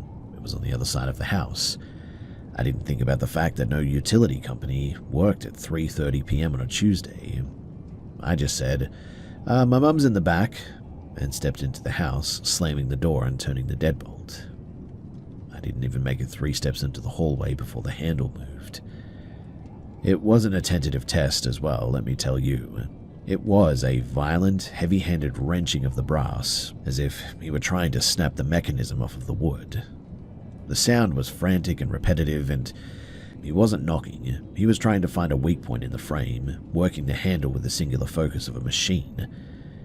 I didn't yell, and I didn't run into the kitchen. Instead, I slipped into the guest bathroom, locked the door, and crawled into the small cabinet under the sink, pulling the towels over my head. I sat there for what felt like hours, listening to the silence of the house. There were no more attempts on the door, no heavy footsteps on the porch, just the sound of the storm finally breaking and the rain drumming against the roof. When I finally emerged, the house was dark and empty. I crept to the side window and peeked through the blinds, and he was standing at the edge of the driveway, right where the gate met the street. He hadn't walked away in all this time. He wasn't looking at the road. He was standing in the downpour, staring directly at our front door, his arms hanging limp at his sides.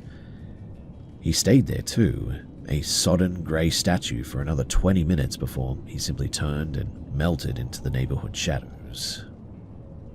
My parents, they wrote it off as a confused neighbor, but I can tell you that it was not confusion. Confusion involves hesitation. This man had timed his arrival to the exact second that I reached that threshold, and he had treated my door like an obstacle that he was genuinely surprised to find locked. I'm 30 now, and I still live here, and every time that I get close to my front door, I don't look at the porch anymore. I always look at the driveway. I check the gate, I check the doors, I check the windows. And look, I know that it's very unlikely that anything like this will ever happen again to me, but still, if you've ever experienced anything like this, then you know that the dread that comes with it is something that just never really leaves you.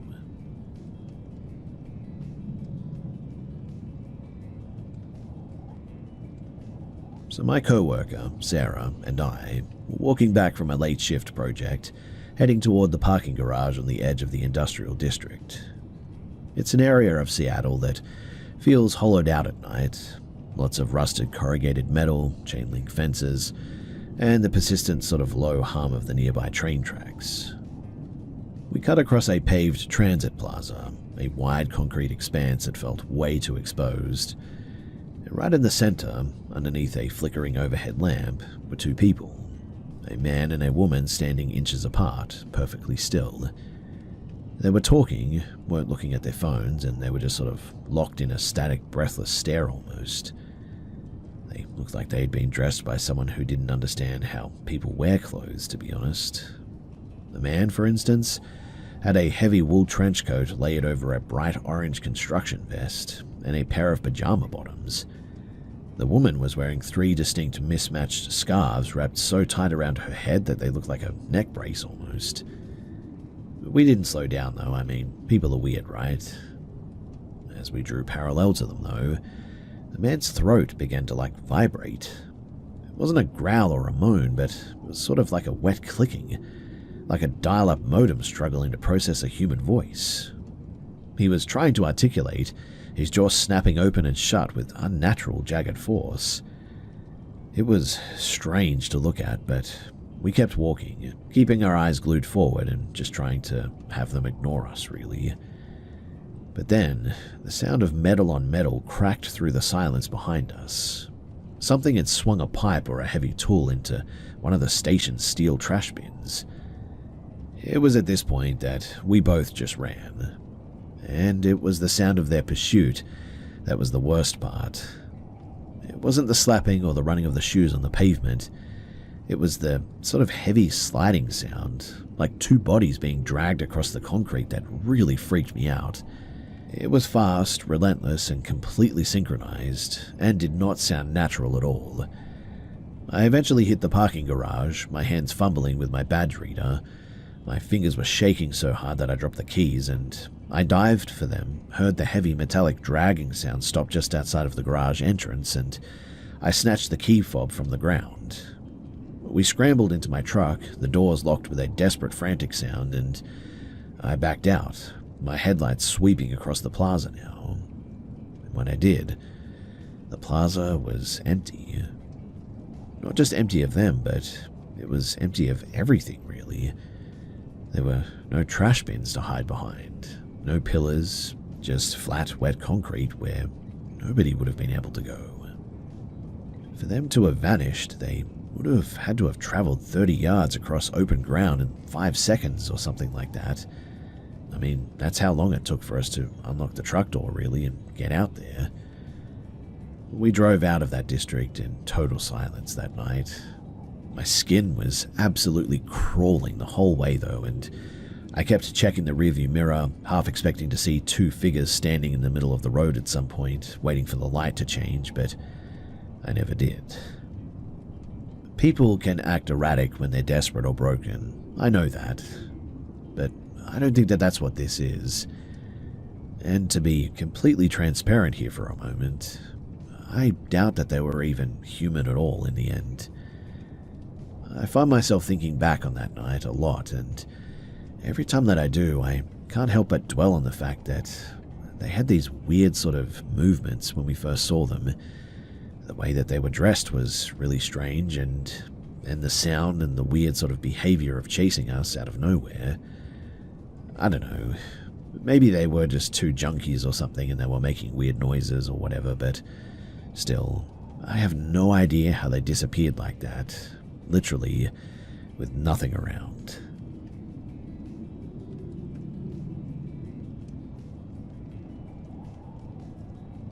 So I'm a software developer. I'm the kind of person who lives in a world of clean logic and predictable code. I also lived alone in a converted loft in a part of the city that was still transitioning from industrial to residential. The building was old, lots of exposed piping, original timber beams, and heavy industrial-grade sort of steel doors as well. It was a space designed for efficiency, not comfort, but it was mine and that was enough.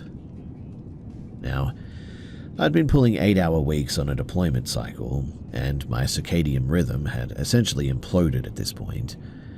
I started using a high-dose sleep aid, a prescription-strength sedative that wiped the slate clean every night, turning my 8 hours into a period of just total unrecoverable unconsciousness.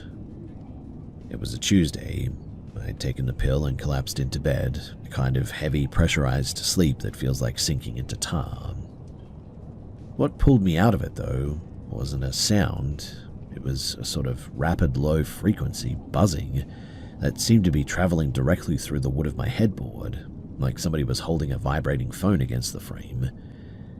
I opened my eyes, my brain still mired in the drug's fog. The loft was lit by dim light, and standing at the end of the bed, perfectly framed by the silhouette of the massive steel ventilation duct behind, was a figure. He was tall, thin, and angled in a way that made him look like a piece of furniture that had been set upright. He wasn't moving. He was staring at me, his head tilted at a really weird angle. The vibration stopped all of a sudden. The loft suddenly went dead silent. I didn't have a weapon, but my survival instinct seemed to bypass the medication entirely all of a sudden. I bolted upright, my hand swinging out to knock a heavy glass desk lamp off of the nightstand. The shatter was deafening, a cascade of glass across the floor just exploding. The figure, though, didn't flinch. They didn't move. Instead, it just sort of dissolved, or at least that's how it looked.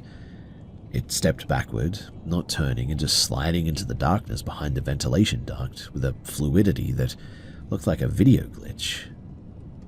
I scrambled out of bed, adrenaline finally burning through the sedative.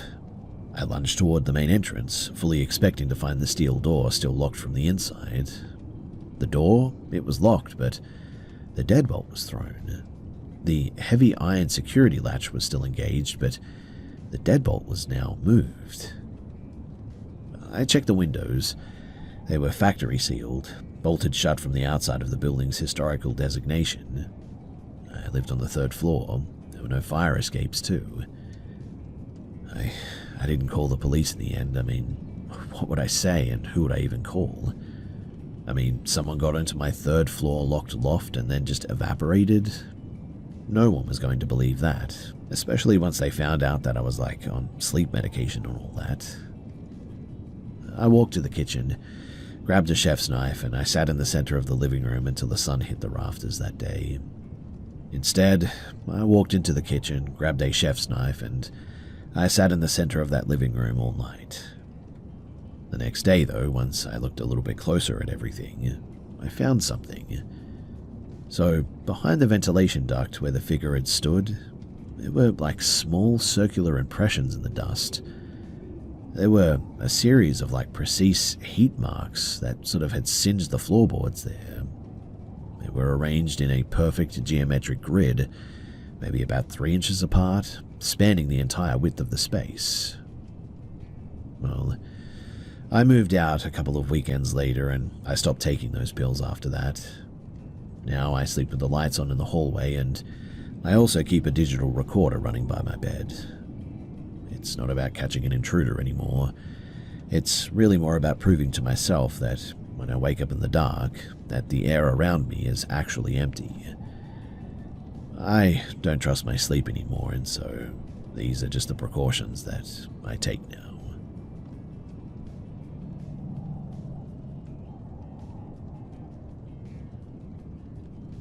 When I was younger, I was a junior graphic designer pulling graveyard shifts to hit a massive release deadline for a client that I was working for.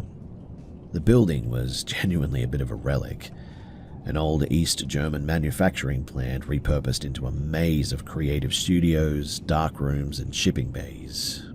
It was a concrete labyrinth, really, where the silence was broken only by the mechanical pulse of the ventilation system there.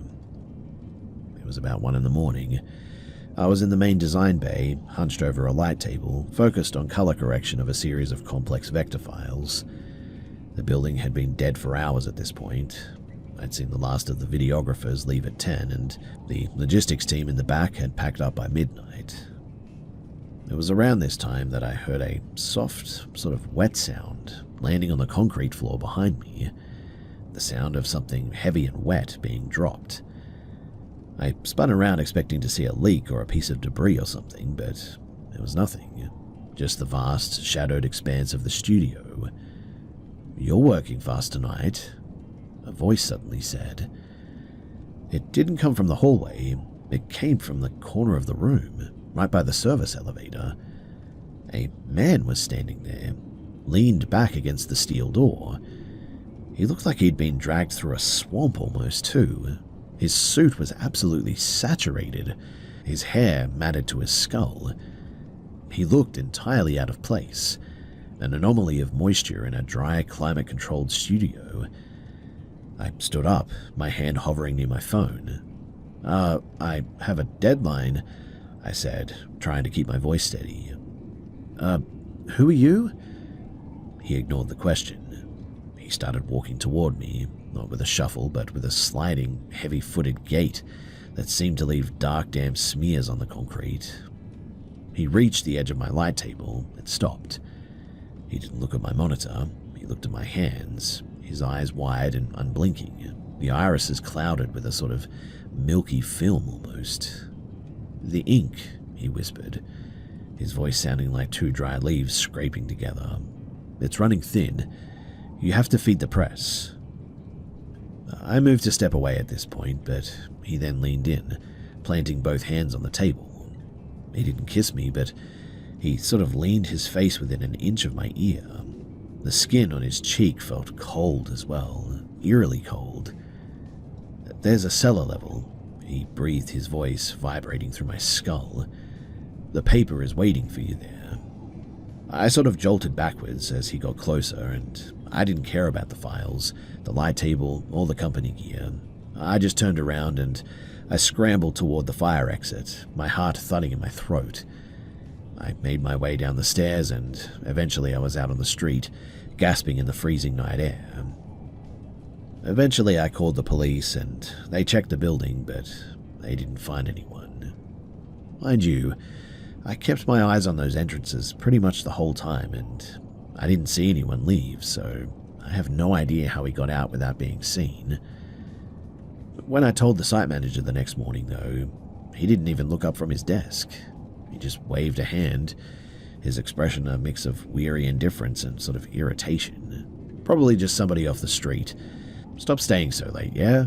You're just inviting trouble by being here so late, and the machines aren't even really running that late, so you don't need to be here. I eventually finished my contract there, but I never did work a night shift there ever again.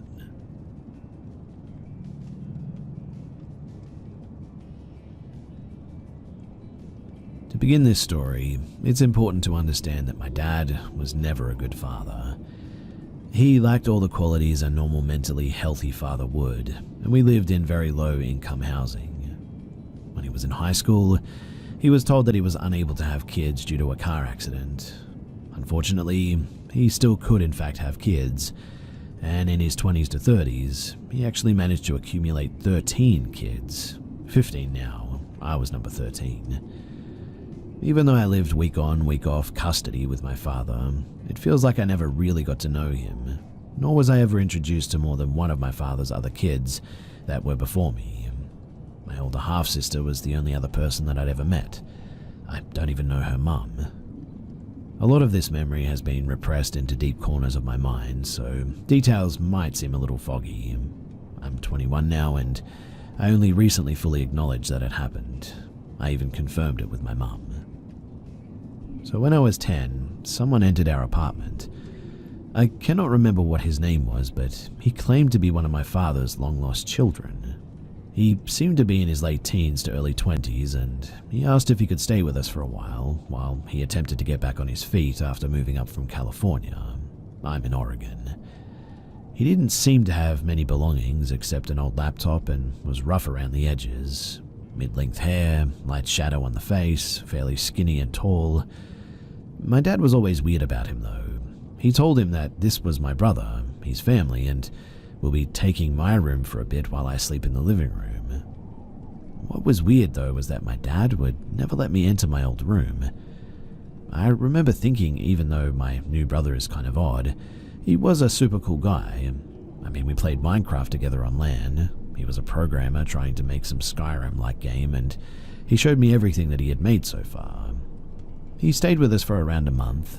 The day that he was chased out of the apartment, we were having a Minecraft redstone competition to whoever could make the cooler redstone build, and the next day, we would present what we made and decide who had the better build.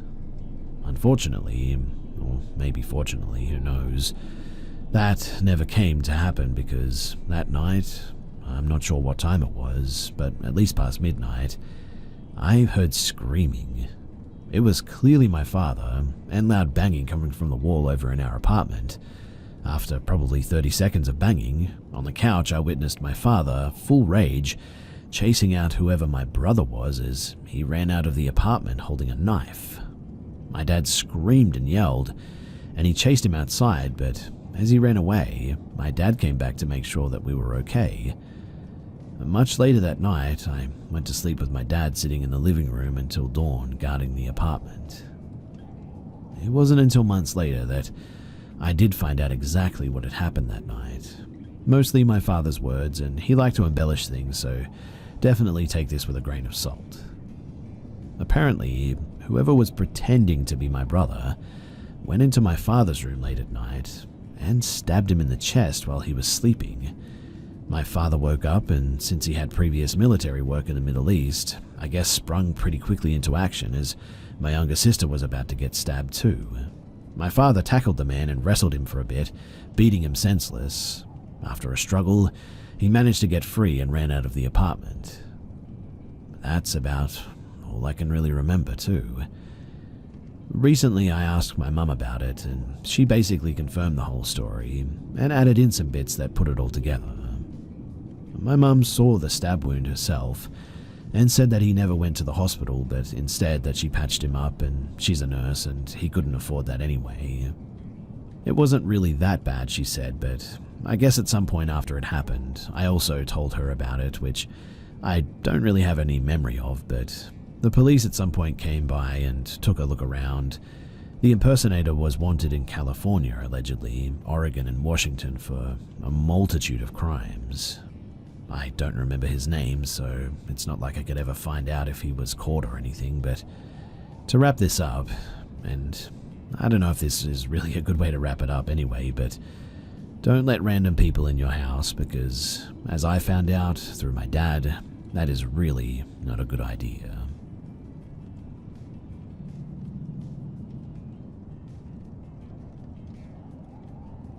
It was 1997. I was 28 and my then boyfriend and I lived in a remote village in Lincolnshire, England. He had a job where he worked from 6 p.m. to 6 a.m. and I was working in a bar, so I would take him to and from work so I could get myself to work with one car that we shared. It's probably worth mentioning too that the car was brand new. It had something crazy like 18 miles on the clock when we got it. I wanted something newer than the car that we had before because I didn't like the idea of being stranded down a dark country lane if the old car decided to just, end itself when I was driving alone. I don't know how many people know Lincolnshire, but most of it is rural with thin winding roads, and the place is so flat that you can see for miles. Now, I used to drive to pick my ex up, and the views in spring when the mornings were getting lighter was and still are absolutely breathtaking. Imagine farmers' fields all around you with basic little roads snaking along the edges. The fields themselves were separated in rows by not quite saplings but trees that would be a couple of years old, still thin and a bit gangly, and at this particular time of year were just starting to show hints of new leaves on their skinny branches. An absolutely beautiful drive in the lighter mornings, mainly because I was usually the only person on the road, so I could also drive as slow as I liked to watch the sun coming up over the horizon. So, I hope I've described the place enough to paint a bit of an image. And here's what happened. So one morning I was driving along the little road. It was about 5:30 in the morning and the sun was just peeking out on the horizon and the sky was completely cloudless. I slowed down to watch it as I often did, not paying much attention to the trees as they were in a row that ran down the side of the field, so they were never in the way of the view. When in my peripheral, I thought that I saw something move against the skinny trees. So I stopped the car completely, thinking that it might be a deer or something interesting like that. I waited for a few seconds and nothing happened, so I was just about to restart the car when I saw two of the trees walking out of the lineup. I say trees, but I don't have a clue what they actually were.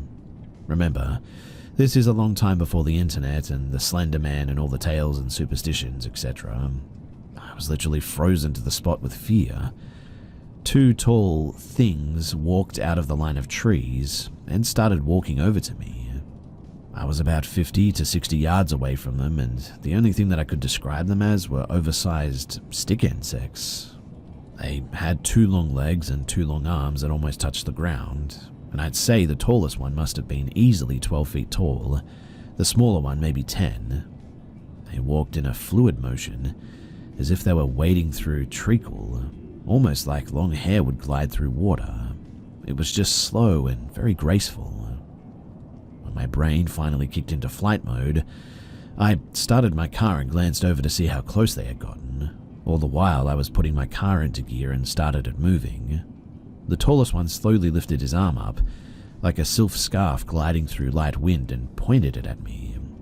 And it was then that my car instantly stalled. The dashboard warning lights were all on, all of them lit up, and at the same time I just got the worst pain in my face all of a sudden. Mainly my jaw, but it made me scream out in agony and I almost blacked out. With the pain debilitating me, I knew that I needed to get away, fast.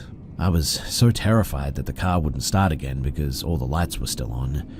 So I turned the engine entirely off and thankfully it started again, and I drove like a mad woman to get out of sight. All the time my face or jaw was burning, and when I got to my ex's work, he gave me a bottle of water to cool me down, but it didn't do much to help. And for weeks, my mouth felt like I had chewed on poison ivy, my jaw feeling like I had an abscess under each molar. I needed to see a dentist, and I knew that, but explaining what had happened would have made me feel stupid, so in the end I put it off. I had 3 amalgam fillings, all mallow and molars, and once the worst of the pain had gone, a couple of months later, weirdly I couldn't put anything metal in my mouth without getting a shock, like licking a battery shock. So I was eating with plastic cutlery all the time, and decided to give in and see if the dentist would change the fillings to ceramic ones. The dentist looked in my mouth and asked what had happened to my teeth. I played it off casually and asked why, because my fillings apparently looked like balls of mercury. So I explained the car ride, etc., and he said that my fillings looked like they had melted and pulled into smooth, rounded metal balls. I can assure you, too, that every word of this is true. I don't mind banter or questions, but please just don't be mean. It's taken a lot for me to tell this story to you all, and I hope you can appreciate that.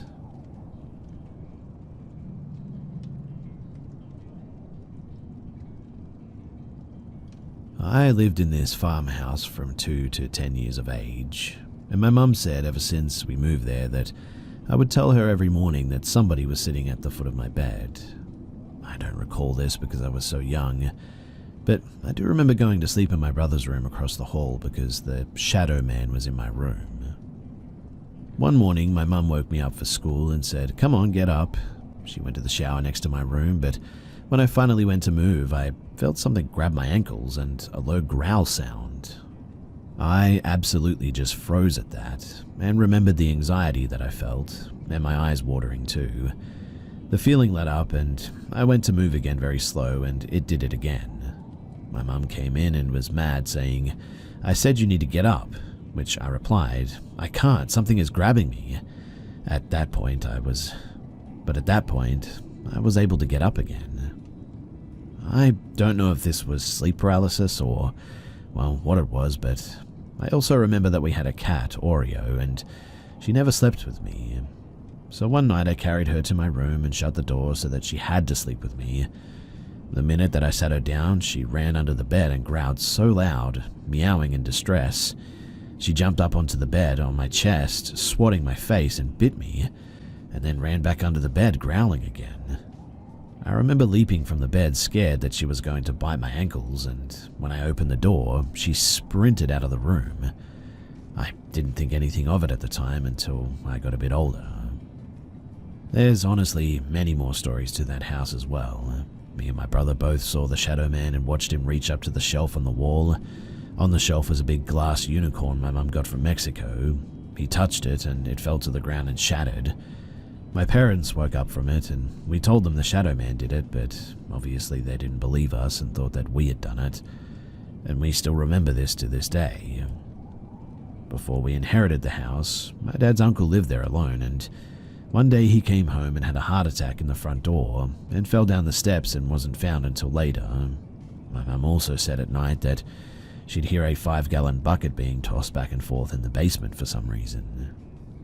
But perhaps the scariest thing is that I reached out to the owners who bought our farm. I asked them if anything unusual happens in the house, and they responded with a text message. It read, "I know at least a few times they have.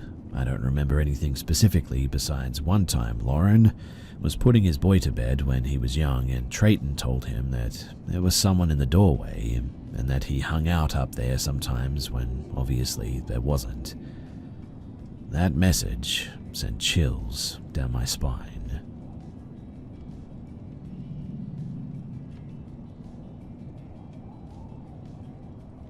I live in Ohio, a rural community, and this happened in the early 1990s. My girlfriend and I were at a local nature area. There's a small fish pond there, county roads to the north and east, woods to the west and the south. My truck was facing kind of northeast, I guess. It was near dusk, and we were sitting on the tailgate of my truck just talking, listening to music and all that.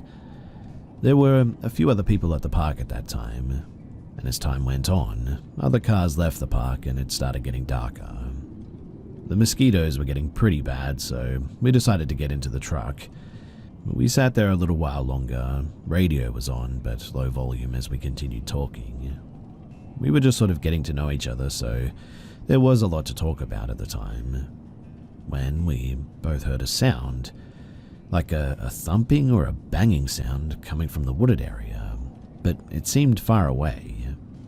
I turned off my truck radio and we just listened. Some dogs were barking in the distance, but we didn't hear anything else out of the ordinary. I shrugged it off, turned my radio back on, and we just went about our business. I should say here too that my truck ignition was off. It was just an accessory to run the radio really, so no engine noise and no headlights. After a few minutes, we hear a similar sound again. Same response, turned off the radio and just listened, but nothing. I decided to just leave the radio off at this point. We were talking about getting ready to head out and go into town anyway.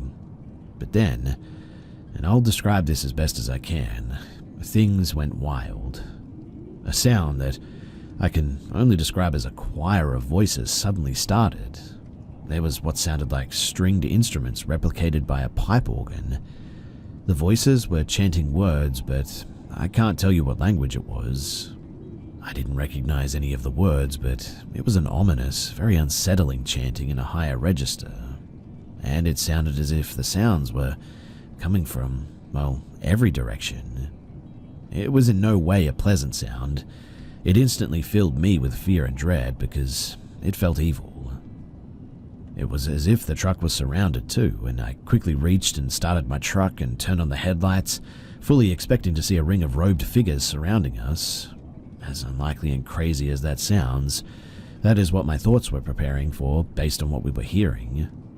I have a hard time sharing just how intense the sound of the chanting was, but it sounded close, like they were right outside of the windows. But as soon as the headlights came on, there was just, well, silence. Nothing. Nothing running away, no sound other than my engine. Everything was completely normal.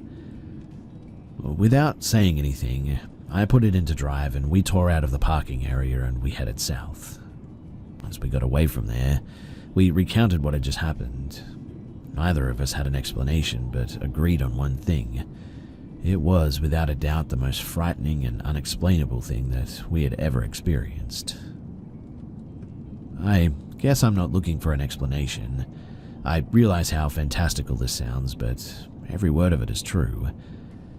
I shared what happened with a couple of my friends the next day, but it's a story that I've pretty much kept to myself over the years, sharing only with a few people that would appreciate it.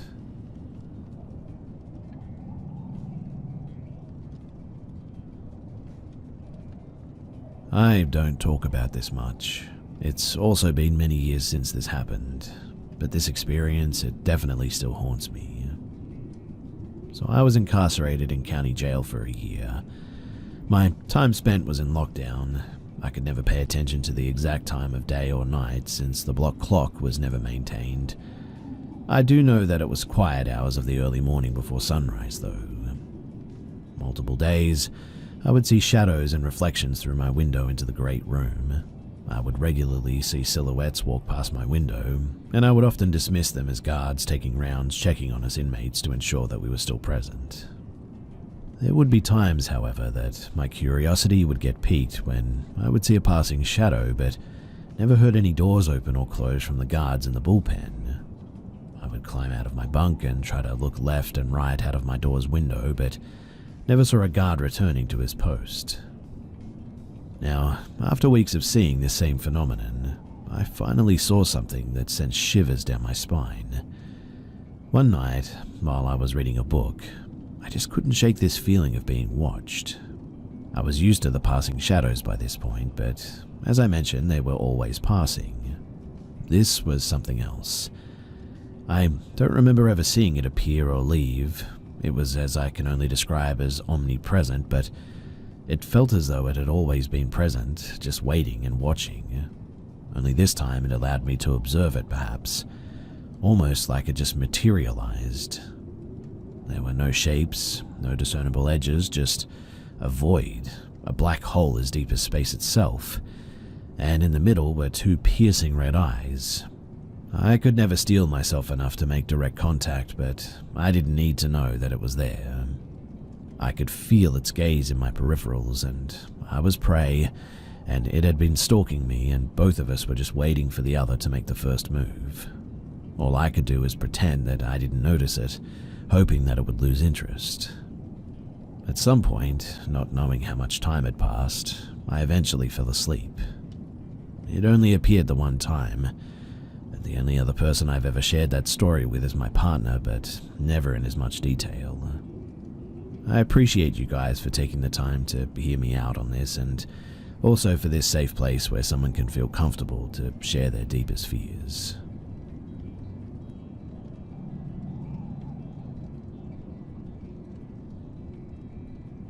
When I was 13 years old, I used to leave the school during lunch break and accompany my friend, as she used to eat her lunch at home, a custom in UK schools, and then come back to school once lunch had ended. I wasn't supposed to eat lunch from home, but managed to trick the teachers, and this was due to being pressured by my friend to join her. Her house was only a 2-minute walk away, and I remember that you had to pass by an alleyway which looked very creepy, and anytime we walked past the alleyway, I would get this sort of unsettling feeling. Well, one day, it was a Friday, and I really didn't want to leave with my friend, but she would peer pressure me all the time. I remember the weather being really bad. It was raining heavily, the sky looked grey and dull, and there was a huge wind outside. I kept telling my friend that we should just stay at school this time, but she insisted that we go to her house. We exited the school gates and walked up the street to head to the alley, which you had to get to the top of the street and then turn left. I was casually walking, and I noticed my friend was no longer beside me. She had this sort of deer-in-the-headlights look and was frozen still. That's when I could see a guy walking towards our direction who was covered all in black, and only his eyes were visible. My friend tapped me on the shoulder to gesture me to turn around, and she started speed walking with me closely behind her. It didn't take us long to get all the way back to school, as we were already near the area, and my friend starts running as we reached the gates and screamed loudly. I freaked out and asked her what was wrong, and she told me that the man was carrying a knife. I remember being visibly freaked out by that, and we told a friend about it, who told us to speak to these teachers, who then called the police. The police took our statements separately while we were both at home, but later stated that we were lying because our answers didn't match up. I don't remember the exact questions, but I remember the wording was confusing. They would ask me how many feet the man was away from us, and would tell me to compare my answer to a bus or a car. They did check the CCTV footage and saw both me and my friend running, but no footage of the man. Years later, I would be somewhat haunted by that incident too. That whole area used to freak me out, and I remember a murder happening in the same area where 2 elderly women were stabbed to death. During my early 20s, I used to do voluntary work at a hospital, and once decided to walk into that area to go home. And I felt freaked out, and I decided to not go there ever again.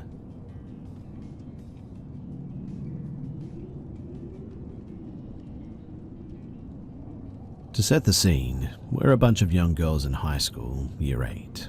Of course, we've all heard about Ouija boards after watching scary movies, and we all wanted to try it.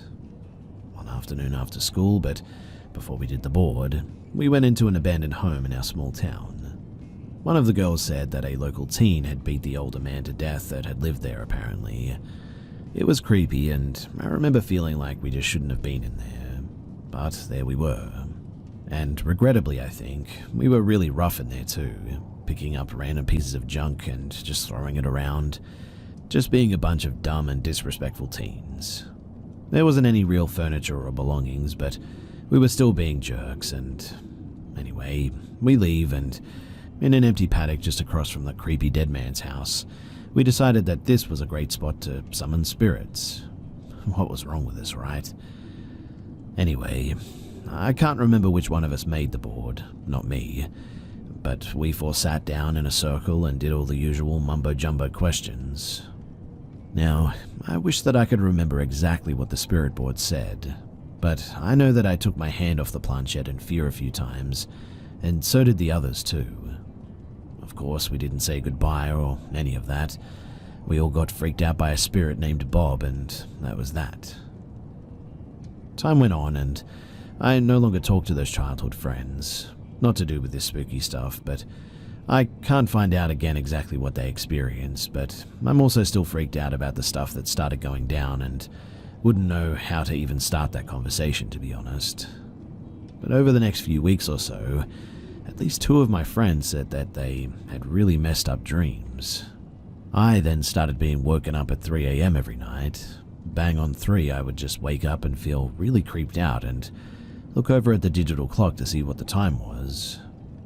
I was so scared that I was sleeping with the lights on, but it would still happen.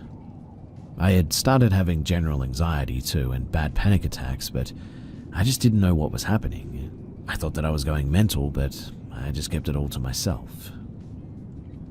As it so happens, while all this negative stuff was happening, my parents had recently split and I was in the process of moving interstate with just my mum. My friends had thrown me in a going away party and invited half the school year. I remember not having a good time at all during the party because of my anxiety, but everyone else was running wild and having a good time, so I suppose it was okay. Pretty late that night, a small group of people came back after going for a walk though, and they had tried messing around with the spirits again. One of my year mates, a guy, was so distressed and he kept saying that he saw a vision of his family dying. So what do a bunch of 14 to 15-year-olds drinking and partying do? Ignore it and carry on. I, for one, was not wanting a bar of that though, and a few weeks later, and it's moving time for myself and my mum. All my furniture was packed up, but because my dad was staying in the house, I just slept on the couch in the lounge room. The weird 3 a.m. wakings up had been still happening, but not every night now. But this last night in the family home was absolutely terrifying.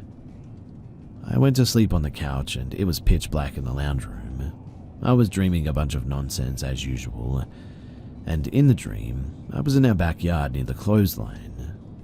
I remember seeing some friends and family members, and then all of a sudden they all dropped to the ground like they died. I then heard my name being called, clear as day, but it was some weird twisted voice. I woke up in the dead of night, and it was darkness all around. I looked around the darkness, and then I looked down to the foot of the couch, and there, standing there, was a dark and big manly figure, just looking over me. I distinctly remember knowing someone was there, and I sort of weakly called out, "Dad." There was no answer. At this point, I tried to look for some eyes or a face or something, but all I could see were these red-looking eyes. And I know that they were a faded color, but red-colored eyes were definitely there staring at me. Think of any time you've woken up in the dark and tried to find whoever was disturbing you. You can sort of see them and know that they're there, but it's not super clear, right? Whatever or whoever was there, they were a bad presence. Well, then, I think I did what any other kid would do and put the blankets over my head and tried to breathe quietly. I was wishing whatever it was to just go away and everything would be okay. I couldn't tell you how long I was under the covers for and trying to breathe from a tiny part that I made in the covers, but I somehow fell asleep for a tiny bit when the sun started to rise again until my mum woke me up. Of course, I didn't tell my mum or anyone what had happened. It was such a surreal thing to experience as a 14-year-old going through all the other hormonal and high school stuff that I just moved to the other state, tried to integrate into school and put it all in the back of my mind. But I just knew that bad juju was going to stay back at the old family house, now my dad's place. Over the next year and a half, a lot of changes happened with family, and I did end up living back at that house, studying a diploma in music that I could only do in Sydney. There was only one more incident not long after I moved back in, but man, was it scary. I was home alone and I was sitting at the computer desk. It was situated behind a wall, and if you looked through the doorway just to the right of the desk, you could see the kitchen and the small living area. I was messing about on MSN Messenger at the time, and then felt a sudden shot of unease come over me. Then I heard a loud bang like someone had slammed the oven door shut, but so loud, and even the lights flickered a bit. It was just the yuckiest, scariest feeling that I'd ever had. I jumped up and looked into the kitchen, and I couldn't see anything. I then ran out the back door and grabbed the cordless landline on my way out and called my dad. I would have sounded mad to him, I know, but all I could say was something was weird in the house and please come home soon. I don't remember what happened ghost-wise moving forward after that. I guess I suppressed a bit and then got busy with life, but I do know that I used to sneak into pubs with my TAFE friends and come home pretty, messed up, and that obviously helped a bit, I think. Then I grew up and eventually I moved out. But those memories I still have are so freaky. In the end, my advice is don't mess with Ouija boards when you're a dumb teen. Or, in fact, ever.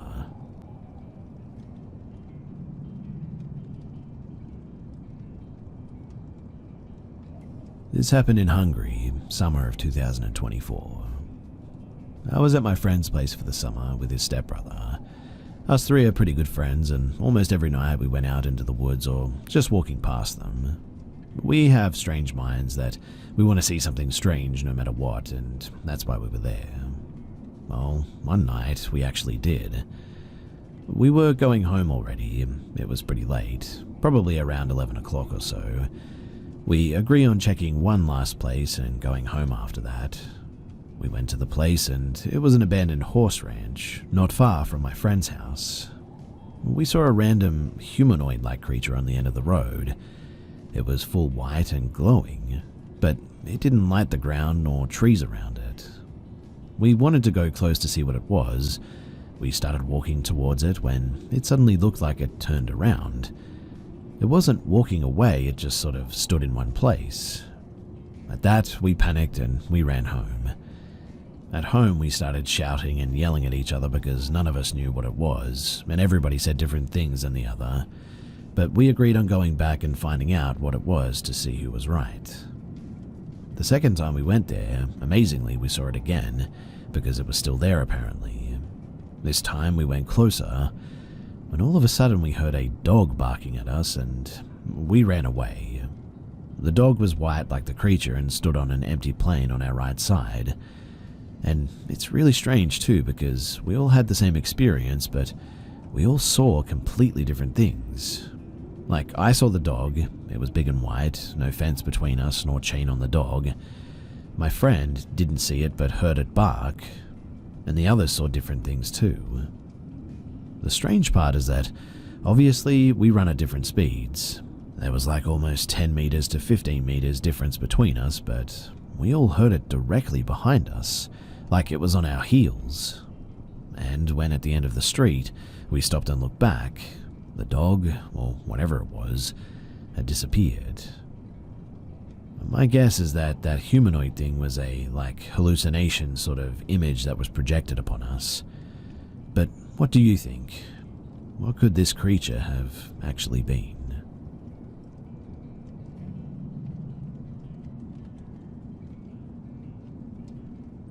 Myself and my new girlfriend, now wife, met our freshman year in college. We've now been together 11 years and started dating in 2013. Well, both of us still to this day refuse to talk about this, but I feel someone here may be able to explain it. During our sophomore year in New York, my great aunt from North Carolina passed away just before summer. So that summer, we planned to both go down to North Carolina and stay in the house to clean it up and prepare to sell to save my grandmother the hassle.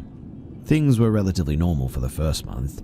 Nothing stuck out, with the exception of my Australian Shepherd would refuse to walk into the living room unless it was to go outside. He, now 15 years old, always stayed in the master bedroom or the kitchen. I even got a pinch collar to convince him to walk around the 10-acre property, but as soon as he knew that we were going into the living room, he would start yelling and barking, the hair on his back would stand up, and he would just go dead weight on me. A little bit of background to help set the scene too. I'm Ukrainian American, with my mother's side being from North Carolina. My wife is half Hispanic and half white from Southern California. My wife, then girlfriend, is a devout Catholic. No Ouija boards, no tarot cards, even Harry Potter wasn't allowed in her house growing up. I'm not religious at all, really. I was raised Roman Catholic by my dad's side and Pentecostal on my mum's, but drifted away from it all in my early high school years. My great-aunt's house looked like a Pentecostal museum when we moved in. Year-round nativity sets, angels, crosses on every mantle, a Bible on every end table, you name it. The house was built in 1901, and before my aunt owned it, my great-grandparents lived there. Imagine old brown 3-foot wide by 10-foot long wood siding, tin roof, brown shag carpet, and even some traditional pine hardwood floors in the rest of the house. Anyway, about a month into cleaning and clearing the house, we started getting woken up by my Australian Shepherd growling every night for hours on end. This, over about a week, escalated to pots falling out of cabinets randomly several times a day. I'm an extreme skeptic and swore the house was so old, especially the windows, that a draft must be causing this. At this point, we were about halfway done clearing the house, and the tension and the paranoia was really starting to get the best of us. We started getting extremely angry at one another, and started accusing one another of trying to scare the other. It got to the point where I would stay up to watch her sleep as long as I could. And then it happened. We were both in bed around 2 a.m. when my dog shrieked like he was being beaten. We both shot up to see my dog on the bed barking at the door to our room into pitch black darkness. I told my wife to stay with him, and I got up to take a look around. Everything was normal. The doors were locked, windows shut. Nothing abnormal except for one thing. All the 6 little porcelain nativity scenes in the living room, and the 4 in the kitchen, had all been turned to where every individual character was facing our bedroom door. The one thing that was worse, however, was baby Jesus was missing from every set. I absolutely lost it, accusing my wife of trying to freak me out, which caused her to freak out, and the whole time that we're fighting, my dog is silent, staring into the living room from the bedroom. So I had a bright idea. I just knew my wife was messing with me, so I borrowed 2 trail cameras from my hunting cousin and had a tape recorder from my classes. Without telling my wife the following day, I planted the tape recorder somewhere that she couldn't see and put a trail camera outside facing the front door and one in the living room behind the recliner facing our bedroom door. Nothing happened for a few days, and we were set to leave on the upcoming Friday to move into our new apartment back in New York. And this was the worst week of my life that I'll never forget in a million years. Monday night, I wake up at 2 a.m. again to find my dog crying under our bed, no other activity. Tuesday night, I wake up from my wife having a terrible nightmare. I wake her up to calm her down and realize that my dog isn't in the room with us. I get up, turn on the lights, and it's freezing cold in the house. Summer in Sampson County, North Carolina is pretty hot though, so that really... We found my dog sitting in the living room staring into the fireplace. He wasn't growling or crying, he was just still. I tried to get him to come back to bed, but he just wouldn't budge. I went to grab his leash and take him for a walk. I assumed that he had to go potty, and for the first time ever, he snapped at me. I've trained this dog since he was 8 weeks old, and he's never bitten or snapped on me ever before or even after this. After about 3 attempts of him biting me, I left him in the living room and tried to get back to sleep. I woke up at 5 a.m. to him sitting on the bed, snarling at me. We stared at each other for what felt like hours before he finally laid down and started to cry like the night before. On Wednesday, my wife woke up at about 8 a.m. and I was still wide awake from the terrible night before. As I explained to her what had happened, she got up to make us a coffee, 4 steps into the kitchen, and she lets out the most blood-curdling scream I've ever heard. I bounce up instantly, run over, and there's a 6-foot black chicken snake trying to climb the wall. I grew up around them, so I grabbed it by the neck and chucked it into the backyard. Side note, We don't like to kill them down here. They eat mice and other pests, so they're good. My wife, though, was done at this point and started packing her bags to head to New York a few days before I planned to leave. She left at 9 p.m. that Wednesday night for New York City. Wednesday night, I wake up at around 1 or 1:30 in the morning to what sounded like a crashing sound. I flip on the light, and the first thing that I notice is my dog is still asleep despite the noise. Again, I walk around the house and see nothing. I begin to walk back to the bedroom, and then that was when I see it. The rocking chair in the living room was rocking by itself. Thursday night, I wake up at around 3 a.m. to what I assume was a bobcat screaming outside my bedroom window. Google bobcat screams. It's terrifying, but I've heard them growing up in Sampson County, so yeah, it shook me, but what bothered me more was my dog was still asleep despite 4 or 5 very loud screams. My aunt wasn't some old lady who was frail and defenseless. I knew that there was a double-barreled 12-gauge in the closet, so I picked it up and checked if it was loaded. It was. Walked out the front door, and I fired a single shot into the ground to scare off the bobcat. But within seconds, the screams intensified and sounded like they were coming from all directions of the blackness. So, as shook as I was, I walked backwards back into the house, grabbed a handful of shells, and convinced my dog to at least wake up, and sat on the bed with him all night. The screams continued from about 3:30 in the morning up until 6:30. Friday morning, I'm done, shaken to my core, terrified, distressed, the whole nine, so I pack my bags, collect my dog, and I drive an hour to my grandma's house in northern Sampson County to get some sleep before I make the trip to New York. I'm telling her about what's boxed up and what's not, and then I begin to tell her about the freaky month that I've had. Her face goes as pale as a ghost.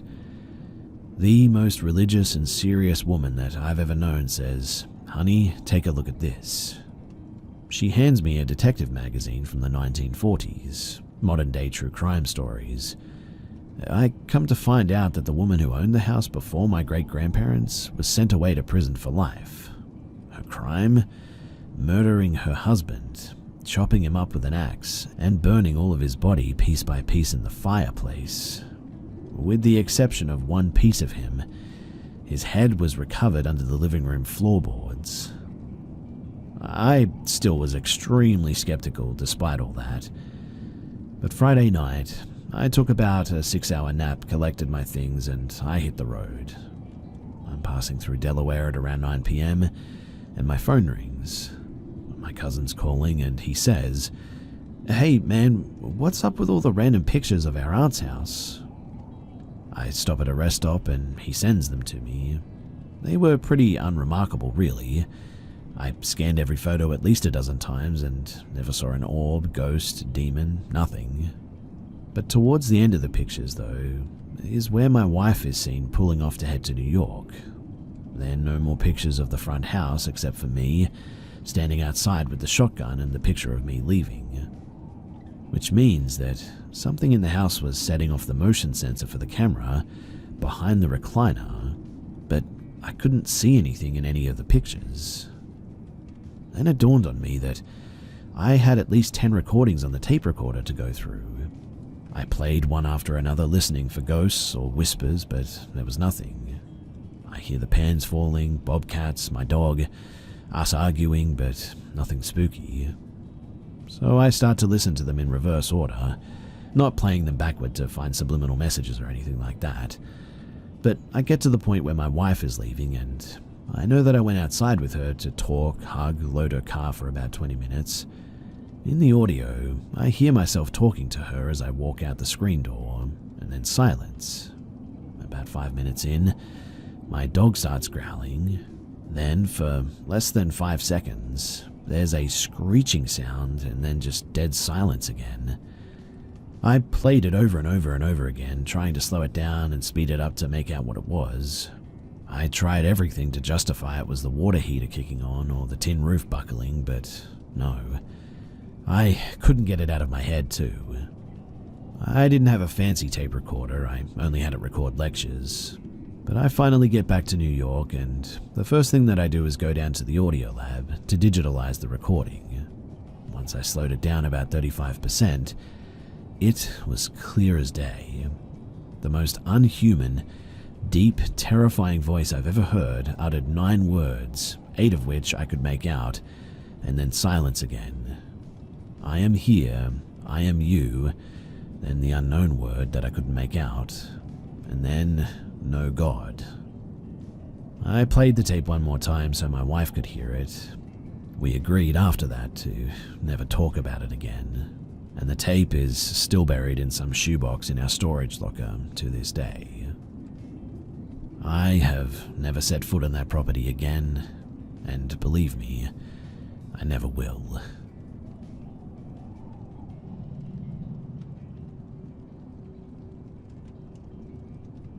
This happened in February of 2016 when I was 23 years old. I was living in northern New Mexico at the time and had driven up to Boulder, CO to visit a friend for the weekend. I had taken this route several times before, so I was comfortable driving the long distance alone. The trip home was uneventful until I stopped for gas in Alamosa. This was the last real town before home, about 90 miles to go and not a whole lot in between except for a few tiny rural communities and desolate high desert landscape. It was around 6 p.m. and starting to get dark outside. Now, as I pulled out of the gas station, I noticed a dark blue sedan pull out behind me and turn into the same highway that I was. I didn't think anything of it until the car started tailgating me.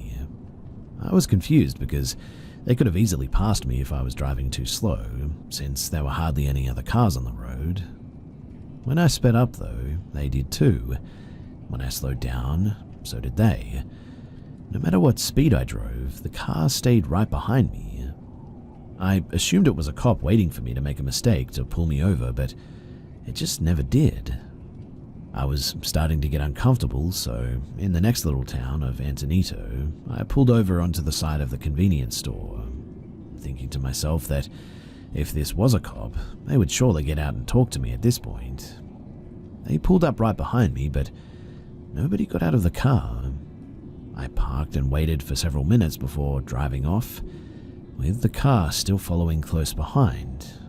60 miles until home now. As soon as I crossed the state line into New Mexico, I knew that this was definitely not a cop. My heart sank as I drove deeper and deeper into the dark mesa. I didn't have a real phone at the time, just an old iPhone that couldn't connect to Wi-Fi, so there was no way for me to let anyone know what was happening.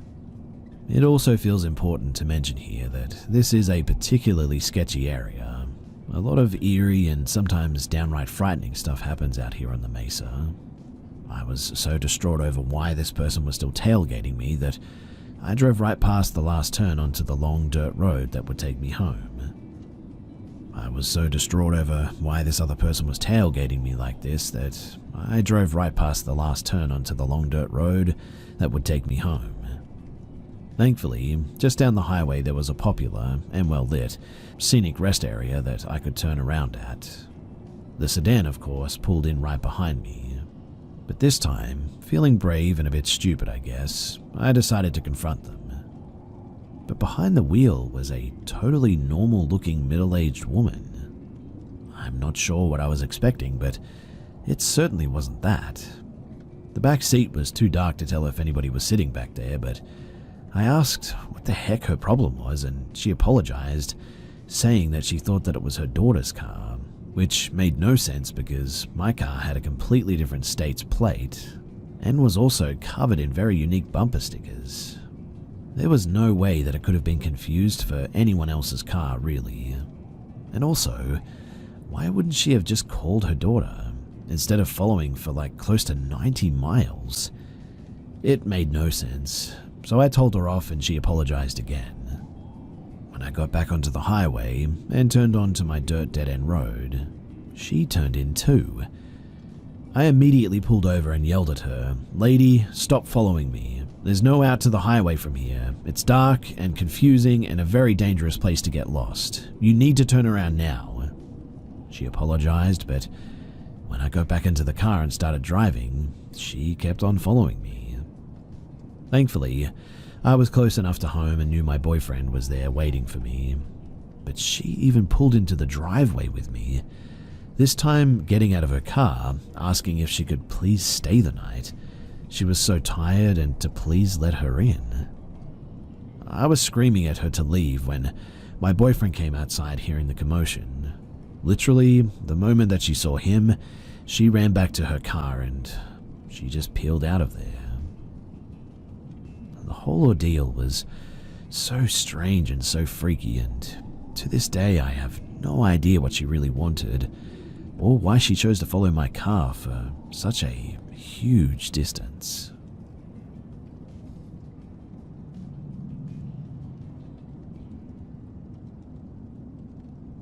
Wendigo, Boohags, the Wampus, Nobby, the Skunk Ape, all these cryptids have crept in and out of Carolinas and Appalachia's history for centuries, most of which can be quickly disregarded as myth or paranoia. One thing that has always bothered me, though, is when you compare the folklore of Scotland to Appalachia. The names may be different, but the stories and the creatures are the same. When Pangea split, the Scottish Highlands and Appalachia were the same place. Compare these stories with the Atlas Mountains of Morocco, also the same place, and you'll reach the same conclusion. Rural North Carolina is ripe with superstition and always has been. From the flat plains of the Sandhills to the rolling muggy Piedmont area. From Crybaby Bridge to the Devil's Tramping Ground, the supernatural and unexplained grasps the very heart of rural North Carolinas. Now, I admit that the not deer may very well have been a hallucination. But my question for you is, can more than one person have the same hallucination? I am not and never have claimed to be an expert on the paranormal or the occult. Despite my skepticism and belief in my own ability to protect myself, I do believe that something lurks in these woods, and I don't think there's anything anyone or I can do to stop it. Growing up in rural NC, people were always superstitious. The community that I grew up in was a largely agricultural community that still to this day is pretty isolated. My hometown has one gas station, no grocery stores, a population of 161, and one caution light at the crossroads. To have fun, we did the typical things that you'd expect southern kids to do. We rode ATVs, swam in the local ponds, drank cheap booze, and yes, occasionally we'd harass the local cows. I still to this day have never seen some cow tip, but I digress. One thing we used to do growing up, though, is go snipe hunting. It's a prank that you always play on an outsider, or a new kid to the group who'd never played the game before. A snipe is a small flightless bird common, or to the story passed down claimed, in the Carolinas that's relatively easy to catch. The premise is simple. The group and the unsuspecting butt-of-the-joke player would walk as far as you could into the woods. The player being pranked would be given a trash bag to carry. That player was supposed to hold the bag to the ground for as long as it takes, while the rest of the group chased the snipe into the bag. However, the catch was as simple as it was mean. The group, after leading the new player into the woods, would abandon him in the woods. Usually the player would get the hint and come walking back relatively soon. I was, unfortunately, the player being pranked on April 18th of 2005, my 11th birthday. I had been inducted into this awful game by 3 of my older cousins and their group of friends. I just wanted to be a part of these 8th and 9th graders groups so bad that I would have done anything, to be honest. Living there, I had one neighbor to my right who was my widowed uncle, and then not another house in sight. Really just tobacco and soybeans as far as the eye could see. These were my closest friends and the only kids that I ever hung out with. To give you a little bit of perspective on just how small our community is, my graduating high school class in 2012, it had 21 students in it in total. My entire high school, grades 9 to 12, did not equal to 1/20th of the size of my wife's graduating class. Anyway, so I'm standing in the middle of this swampy, muggy, moss-covered, dark forest waiting for my friends to chase a small bird into my trash bag. It's just past dawn and the woods are getting darker and darker every minute. We were never allowed to go into the woods at night growing up. I was no novice to the woods. I was a Boy Scout my entire life up to this point, and had travelled through most of the woods in my area. The woods, they can be a weird place though. Even during the brightest time of the day, take a moment to look into them as you drive. Despite the brightness, you can never see more than 15 to maybe 20 feet into the woods from the street before it gets dark again. When the sun sets, even if the moon is full, the woods become an eerily dark place very quickly. Have you ever heard a deer make a distress signal to another deer? It almost sounds like a loud sneeze with a slight whistle to it. It's pretty distinct and actually a little bit funny to hear. Like the deer is telling his friends, "Yo, there's a kid over here holding a bag, let's bounce." Anyway, I heard a quick two of these sounds and chuckled to myself as I kept holding that trash bag. Another thing I'd like all of you outdoor activists to keep in mind while I'm telling you this is, like I said, I grew up in the woods, did Boy Scouts, I've hunted deer, bear, bobcat, boar, coyote, and elk. It's not the sounds of the forest that should bother you though. It's actually the absence of sounds that really should bother you. Animals like owls, other raptor species, crickets, beavers, cicadas, etc. are not inadvertently scared of humans. I mean, sure, if you walk within 3 feet of the crickets in that area, they'll definitely stop chirping. But the area all around you will still be louder than your TV at 50% with crickets, owls, and cicadas. Anyway, after about 3 hours in the woods, I began to get tired and sat down with my back against a large pine tree. I was starting to get the idea that this was a bit of a joke, as I hadn't heard my friends yelling for hours at this point. The crickets chirping and the owl hooting were actually really relaxing and peaceful, and if I wasn't soaked and wet, I probably could have really just slept there that night. It's pitch black in these woods, loud as any night before, and I'm alone with a few owls, crickets, and cicadas. But at the drop of a pin, without a moment's notice, suddenly, there's just dead silence. No crickets chirping, no owls hooting, no cicadas singing. It took a few moments for me to realize how quiet it actually became. I looked around, but it was obviously useless. Nothing but really blackness in every direction. Growing up hunting with my grandfather, I was always taught to be quieter than your heartbeat, especially when the woods go quiet like this. It usually means that a predator is around, like a black bear, maybe a bobcat, or perhaps a coyote or something. I slowed my breathing until I could hear my heart slowly beat, and beat, and beat again. But I never heard a sound. No steps in the leaves, no bear marking a tree, no coyote huffing and puffing. I listened so intently, to the point that all I could hear was the echo of my heartbeat getting faster in my own ears. But then, a whistle. This had to have been a human whistle though. It was so clear and had rhythm. Like, imagine a cowboy calling in a herd. It was a bit like that. It was a quick whip whistle that was no more than maybe 25, 30 feet behind me. I assumed it was one of my cousins looking for me, but for some reason, every fiber in my being told me to not move and to not turn around. Do not make a sound was the only thing going through my head at the time. My brain was trying to protect me, I think, and if that was my subconscious going into prey mode to save me from pain, well, I'm thankful, but I don't know. Maybe it was my instinct trying to warn me. Again, I'm not really sure, but if it had been my cousins, I would have definitely heard them walking up at the minimum. In fact, most likely they would have been yelling for me to come back to the house on their way to retrieve me.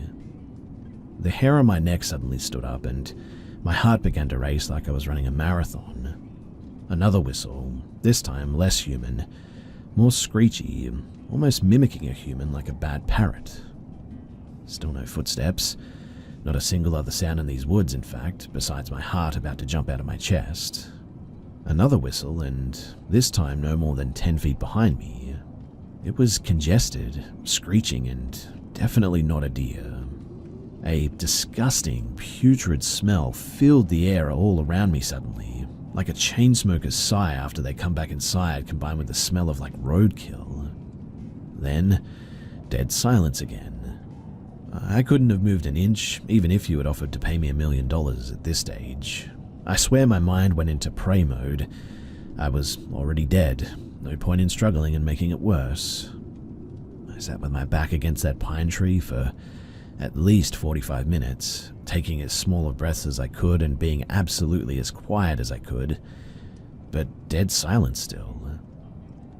I must have sat there for 45 minutes or so, and then the smell disappeared, the crickets began to chirp once more, the owl who had been silently observing what I thought was going to be my demise from above let out a single hoot, the cicadas began to sing, and my stomach finally settled back into my chest. I thought to myself that I've got to get out of these woods, so I drop the trash bag and stand up and begin my roughly 1 mile walk back home. As that bag hits the ground and I take my first step, dead silence again. I, standing at this point, begin the process all over of being dead still, but this time, no whistle. This time, just a single deep breath, probably inches behind me, and again that putrid smell. With every muscle in my body telling me not to, I still turned my head a little bit around to look at the pine tree behind me.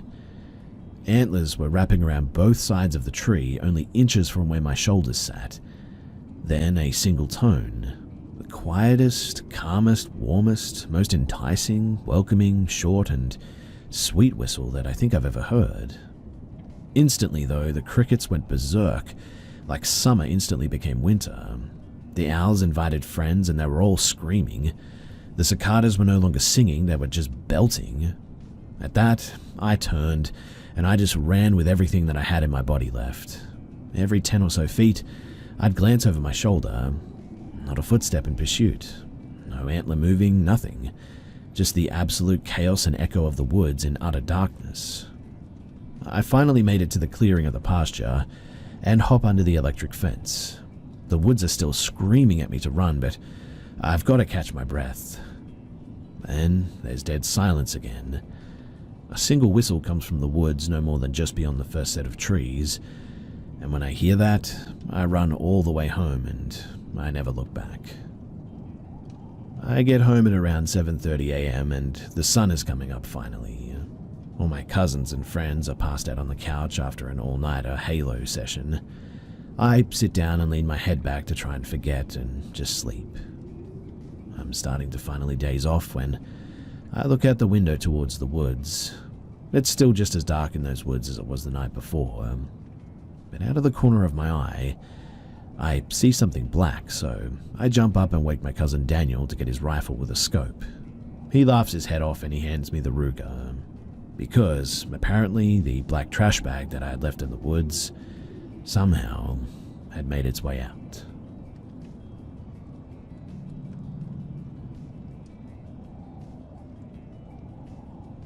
So around 11:30 tonight, my boyfriend and I were leaving his house. We pet his dogs as we usually did, and we said goodbye. This is important too, just to note that all his dogs were accounted for. Mac was inside, and we said goodbye to Baby, Sandy, and Little Bit, and we saw all of them. So my boyfriend lives on a private road, and basically everyone knows everyone there, and his parents have been there for like 10 years now, and there's no new people that have ever really come there.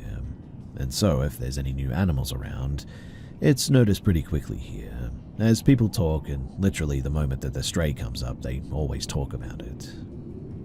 Anyway, as we were pulling out, we saw eyes glowing about 50 feet away. My boyfriend thought that it was a bunny at first, or some sort of an animal, or something like that. Not to mention all the dogs that were looking in that direction, so general curiosity. So he pulled around his headlights so that the headlights would shine on it, and this thing did not look normal. It was too big to be a cat, too small to be a deer, too small to be a pig, but with that being said, if it were any of those things, it would have run away from that light, like most animals that you don't own do. So at first it went into the wooded area, but then it turned around and it started like inching towards us slowly, but would sit down after every step it took. Its shoulders didn't look like they were in the right place. To me, it sort of looked like it was walking on its back legs, but my boyfriend says that he saw it on all fours, and I'm really not sure if it was both, or maybe I just didn't see it right. This happened about 4 times before we drove off, though, due to fear, and the way that it moved just wasn't natural. It also had glowing yellow eyes, black slick coat. The coat was almost shiny, in fact, and it almost looked like it was contorted or sort of walking strange. It almost resembled a dog, but it definitely wasn't. I'm not sure, I still can't explain what we saw that night, but anyways, fast forward a bit, a detail I probably should have put at the beginning, but the whole reason that we went to his house was because he was spending the night at mine and forgot clothes. So when we left my house, I left the gate open. And the important thing to note here is that I live with my grandparents who are disabled, and this is important because my driveway is about 150 yards long, if not longer. And at the time that we left, the left gate was open. Now, my grandparents would be asleep by this stage, and they definitely would have shut the gate. I know this because I've done this before and usually try to make sure that the gate is shut before they wake up in the morning. But the gate, it wasn't shut, and my boyfriend and I were already quite shaken from what we had seen, so we literally just turned around, and now that I'm sharing this in a parking lot, if you have any ideas, then please let me know what this could be. I guess we just want to know if it's something that we need to be on the lookout for, or if we can just chalk it up to something else. Also, if you have any questions, then please feel free to ask anything, because if you can add any more detail or pull any more information out of this, then I would genuinely be grateful for that.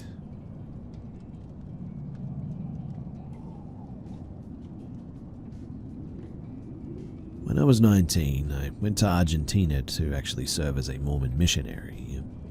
While I was there, I had a few encounters, I guess you could call them, that still really get to me when I think about them today. So, to preface this, there was a cult or religion or a group that called themselves Umbanda. They're different than the Brazilian religion of the same name, and you won't find any information on them. I've tried many times, in fact. Honestly, I could be remembering their name wrong too, but that's what I remember, so let's just roll with it. Anyway, a bit about them is that they had a lot of beliefs and practices that were identical to Mormonism, just darker and much scarier. From the few people that I talked to in my 2 years there, I learned that they believed in a satanic trinity, baptism by immersion in blood. They believed in a holy power given to man, like the priesthood of Mormons, and believed in a demonic hierarchy like archangels and angels. So, there was a lady that we met that was dating someone in Umbanda and was trying to convert her to it. She started feeling watched in her home, heard unfamiliar noises, and multiple times felt something sitting on her bed. She wanted out and asked us to bless her house, so we went to her home with another companionship and a local leader. The house was small, and we sat in the front room, and where I was sitting I could see into the kitchen directly to the back door. We started talking casually, and I don't know what it was, but something just felt off the whole time that I was there. The more we moved into her experiences and religion, the more activity started to go off around us too. Like, first, there were small noises on the walls. These were made of bricks and concrete, mind you. And then next, the back door started shaking. A broom then fell over. The noises on the walls turned to scratching sounds up and down the wall and over our heads. We did everything that we could to ignore everything going on, but there was this dark presence that kept getting thicker in the air. We finally knelt to pray, and the sounds and the movement and the heaviness in the air grew bigger and louder. We ended the prayer with the scratching still happening, air thick with darkness, the kitchen cabinets rattling, and we sat for a minute, and then it was like a balloon popped and the air just felt lighter all of a sudden. The noises stopped and things felt normal for the first time since arriving there. The second experience that I had was we were walking around the streets knocking doors. In Argentina, you can stand at the front of the property and clap loudly. We come across this house about midday. We clap at it, and a lady stumbles out of this little side house. We get to talking with her, and she tells us that the house is the house of her boyfriend, allegedly, and she didn't know how she got there this time. She said that this keeps happening too. She'll fall asleep across town at her place, and then wake up at his house somehow. She shared information about him too, about how he believed in the Umbanda, and there was a circle in the room that she just came out of that he had apparently performed animal sacrifices on. She also told us that her kids were taken from her because she woke up in the middle of the nearby highway trying to get herself hit by a car, allegedly, but she says that it wasn't her or something like that. At this point, I assumed that it was drugs or alcohol, but we kept talking to her and we started moving into religion, and she told us about these awful dreams of her underwater with Lucifer, and he and his host of demons would assault her under the water and all that. Weird, I know, but then we really got talking about religion, and once we brought up Jesus, she just sort of changed. She looked down and her voice deepened, and she would urge us to leave her alone when, not even moments earlier, she was begging for help to get her kids back. Well, we changed the subject and she returns to normal. We go back to religion and the same thing. She looks down and her voice deepened. Both my companion and I could feel an evil presence on her all of a sudden. Any religious talk at that point was met by her looking down and this voice that was almost not like hers. It got so concerning that I remember crouching down trying to look into her eyes and saying, "Look at my eyes and see the light of Christ in me and you'll be healed." This was met by her calling me a liar. Finally, we were uneasy enough that we made eye contact and agreed to go. We dropped religious talk and gave her a pamphlet with our information. We asked if we could say a prayer, and of course she said no. I started saying a little prayer that even a little handshake would heal her, so I go to shake her hand, and I swear to you that I instantly felt all my life force just leave my body, drained instantly. I became numb and my brain and my body just sort of went into autopilot. Well, we leave and my companion said that he experienced the same thing when we left and went around the corner, sat on the curb, and we both just sort of sat there in silence. I think about 3 or maybe 4 hours passed before either of us said anything and we had any energy to talk about our experiences, and they matched. What we felt, what we heard, what the end was like, everything. We called our mission president, and we were told to cross the street off of our map and make a note for future missionaries to not go to that house, and there were other things, but those were definitely the 2 biggest and strangest ones for sure. There was a lady who thought that her house was haunted as well. We did a prayer and a cat popped out, and it scared us and it was kind of funny, but there was also a girl that we were teaching that used a Ouija board with some friends, and it sounded like one of the friends ended up possessed or something, broke a mirror out of nowhere and started writing in blood on the walls and a bunch of nonsense like that. But anyway, all that stuff is just hearsay and I'm not too sure, but the things that happened to me, I can account for, and it was all very weird, very strange, and I'm happy to answer any questions that you might have.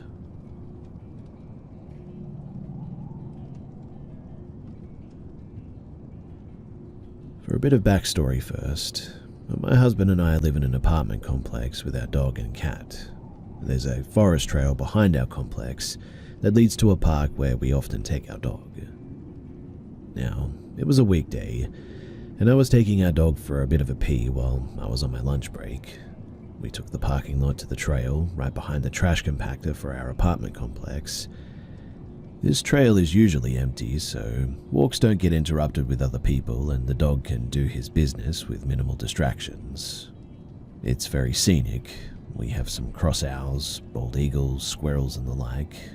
The wind goes through the pine trees and we can occasionally hear cars go by on the main road up ahead. It didn't take long to realize that something was different on this day though. You see, we had gone down the trail and stopped at the main road, turned around and started to head back home. The wind seemed to suddenly stop just then, and I couldn't hear the birds that were so loud just a moment ago. It was almost like the silence was loud, if that makes any sense. And that was when I saw it, and I had already walked past it, which is kind of freaky. A man laying on his back 10 feet away in the ivy. Honestly, it didn't even register to me that this was a person at first, so I stopped. I turned around. His eyes were open, his teeth were broken, and he was missing the back part of his head. Now my dog was spooked, and somehow wiggled out of his harness. This man, though, was dead. The 911 operator asked if I had a defib in my apartment that I could go and grab and come back. I said no, but that he was definitely deceased. She asked again, "Are you sure? Check, please." That was the first time that I was ever made to touch a corpse. I relayed back, "No, there's no pulse. He's missing most of his head." And as I backed away, I could see copious amounts of blood that I hadn't even noticed at first. It was soaked into the earth beneath him. While waiting for the cops to arrive, I noticed that he had a box next to him. My guess is that this must have been the box that he brought the gun in. He had his glasses neatly folded and had placed them on top of the gun box. He looked no more than 50, and I will never go into those woods ever again.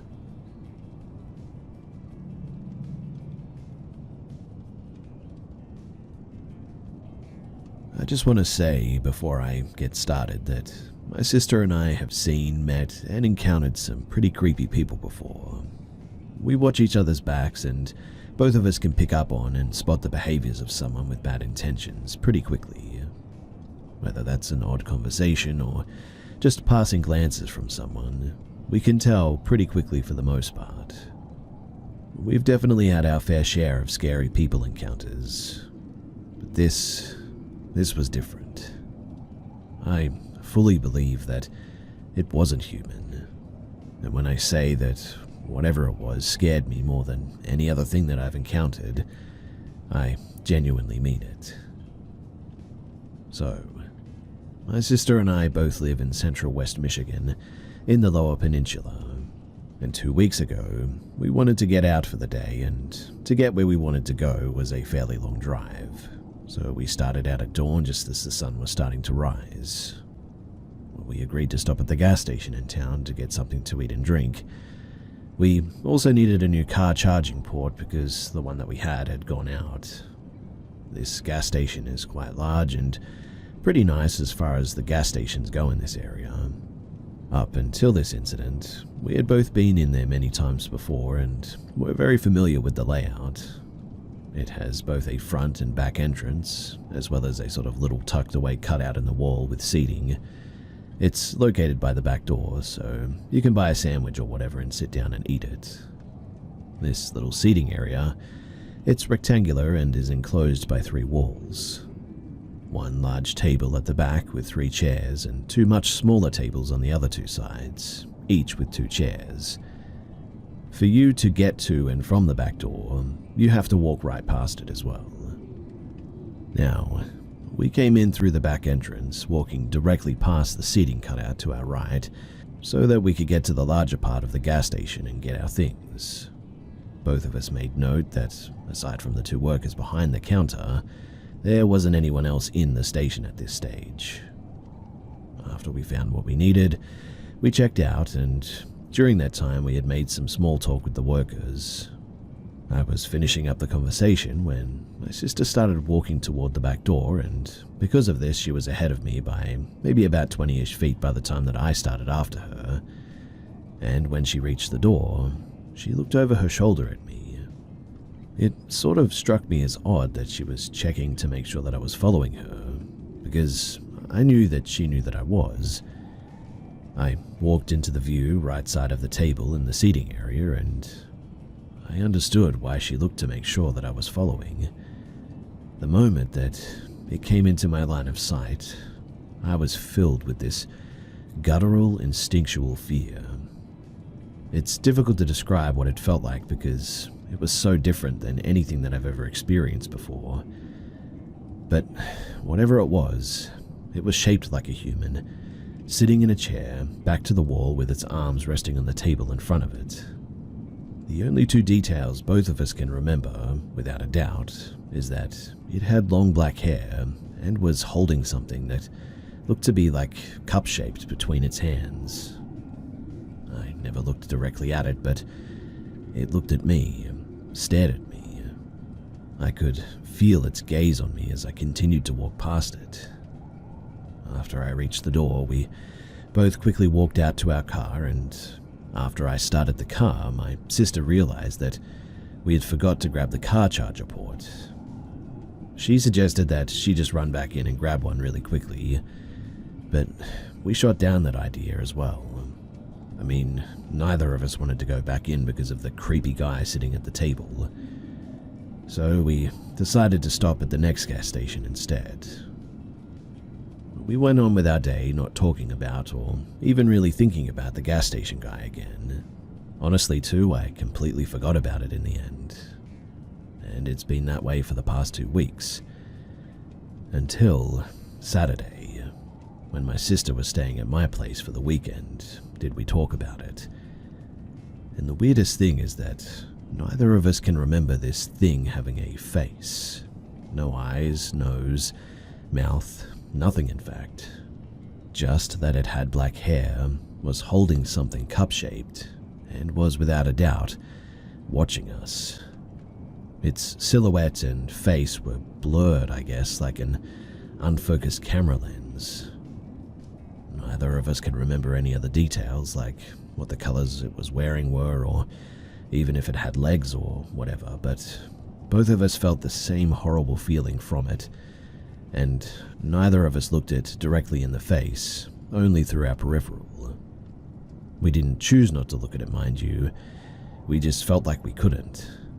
Both of us just sort of instinctively knew not to look at it, I guess, and as we were walking around getting our things, both of us would come into view of the table multiple times, and never once did we notice anyone sitting back there. I mean, if it was sitting at the table the whole time, then we definitely would have noticed. And at no point when we were there did anyone enter or leave the station. Like I mentioned earlier as well, we're both extremely observant people, and we definitely would have noticed. At least one of us would have. And the even more messed up part is that the way that it was sitting and the table size just didn't make any sense. The table is very small and is always pushed up against the wall, and it was sitting in between the wall and a large, long table in place of where the other table should have been.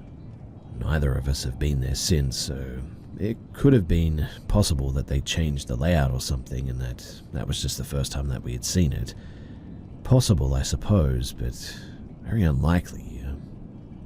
So on Sunday morning, we go to check to see if they had changed the layout, and it is exactly as we remember it. One big table and 2 much smaller tables. Which means that it was in fact impossible for it to have been sitting like that. I honestly believe that it was something else. What it was, I have no clue, but it absolutely terrified me.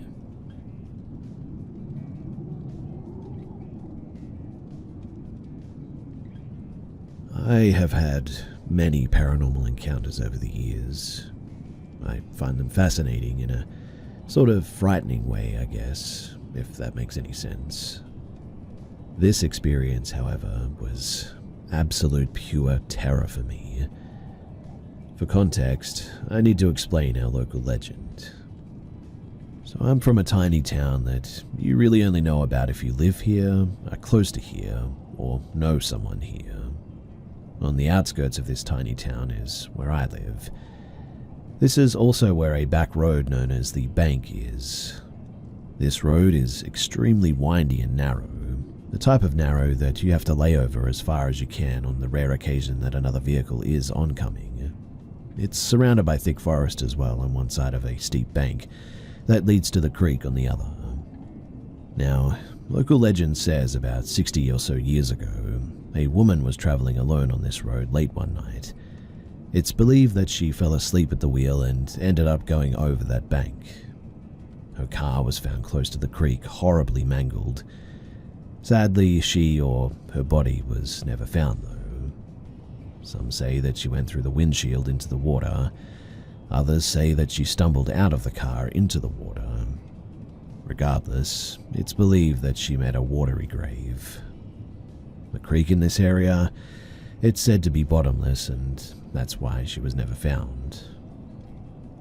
So after this, there were many reports of others driving along this road after dark and seeing a woman standing alongside of the road, only to vanish when they would slow down. Others swore that a woman would just appear in their car as they were driving solo down the dark road. There were so many tales of this ghostly woman that she became known as the Lady of the Bank. Now, jumping to a few months ago, I had attended a gathering at a building in this area. I was told that there was a wreck on the main road though, and that the road was temporarily being blocked off. I was tired and I just wanted to get home at this point, though I felt horrible for those involved in the accident, obviously. And so I decided to take the bank instead, as it would take me past the accident and lead me out just a couple of miles from my house. Mind you, I have driven this road many times before, mostly in daylight, a couple of times after dark, but never alone. Of course, I was told the stories of the Lady of the Bank often growing up, but that honestly wasn't in my mind this night. I had other stressing matters taking up my thoughts as I drove. I had my music playing at a low volume as I was sort of carefully gliding through the curves. The only road-related issue that I did worry about was hitting a deer at this stage, but my thoughts were sort of harshly interrupted by a loud dinging noise 3 times. My heart jumped to my throat as my eyes darted over the inside of my car when I noticed the seatbelt, the icon for it, lit up. And then I finally realized that it was the alarm that somebody else was in the car and that they weren't wearing their seatbelt. I was confused as I checked to make sure that my seatbelt was securely wrapped around me and fastened in place. Just as the loud dinging started again, I once more glanced over to the passenger seat and I nearly fainted. There was a figure in the passenger seat just sitting there. All I really could make out in that split second that I noticed them was long, dark, wet-looking hair, mostly covering the person's face as they appeared to be looking forward out of the windshield. I remember a scream leaving my throat as I slammed on the brakes. The car skid to an abrupt halt, causing me to lurch forward, then being pushed back by the seatbelt. I can remember my heart beating in my ears as I looked up and then slowly over to the once again empty passenger seat. The annoying as hell dinging stopped and the seatbelt icon was no longer glowing in the dashboard. At that point though, I didn't want to stick around. I stomped on the gas, deer no longer being my biggest concern at that moment. I eventually made it home without further incident, other than the anxiety attack that still lingered. I've since told this story to a few of my family, friends, and locals. They all believe that the Lady of the Bank tried to hitch a ride home with me that night. And while my heart certainly goes out to her, I will not be taking that road after dark ever again.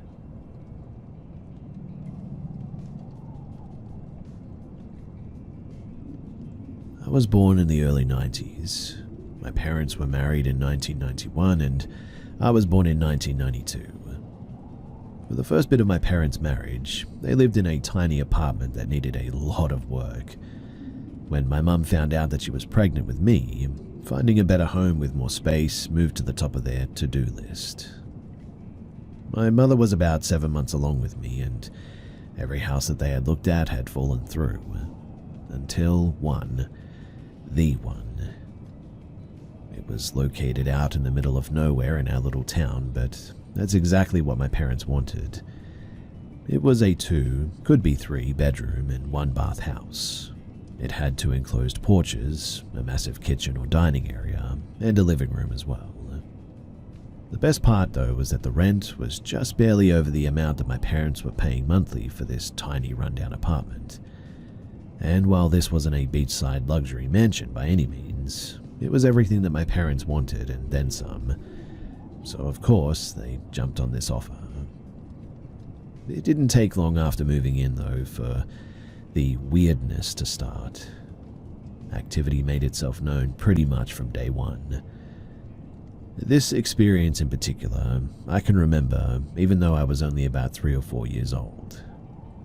So Halloween has always been a major holiday for my family. My parents decided to host their first annual Halloween party in this house as well, and it was a huge success. Tons of family and friends attended. They had music, food, games, costume contests. I remember that I was Baby Bop from Barney, and the best part was that a fake haunted house was in the garage, and it sat apart from the house, and we had a ball with it. After this was all over, my mum's 2 sisters and her middle sister's boyfriend, they decided to sleep over instead of making the hour-long drive back home so late.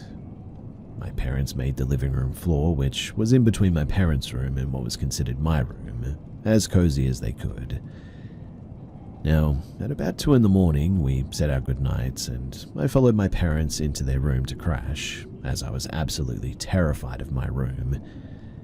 I remember waking up, though, to the sound of someone knocking on my parents' closed bedroom door. My dad was dead to the world at this stage, so my mother got up to answer it. I then heard the frantic voice of my older aunt asking where my dad was.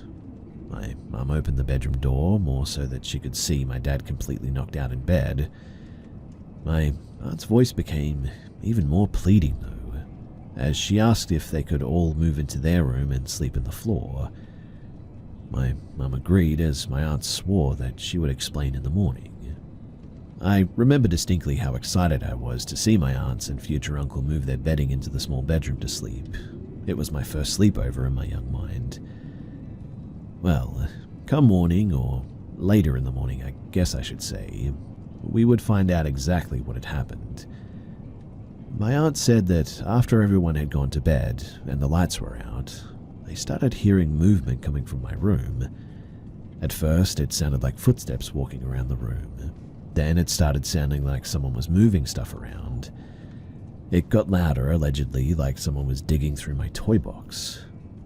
Both my aunts and my future uncle were on alert listening to this when creepy music started playing, according to them.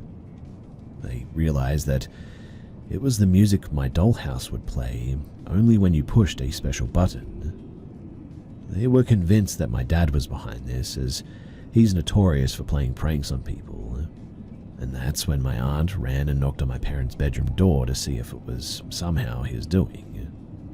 When my mum showed her that he was sound asleep, she said that it felt like her heart stopped, as she could still hear movement coming from my room on the other side of the living room. Well, after this, the experiences in the house got worse, and it was a very long time before my aunts and uncle would even visit again. Just days after this, my parents said that I came running to them late one evening and I was completely inconsolable. I said in between sobs that there was a mean face glaring at me through the living room window. This window being the same area that my family had run from. These are just a few experiences from that terrible house, and there's plenty more that I intend to share in the future, but for now, this will have to do.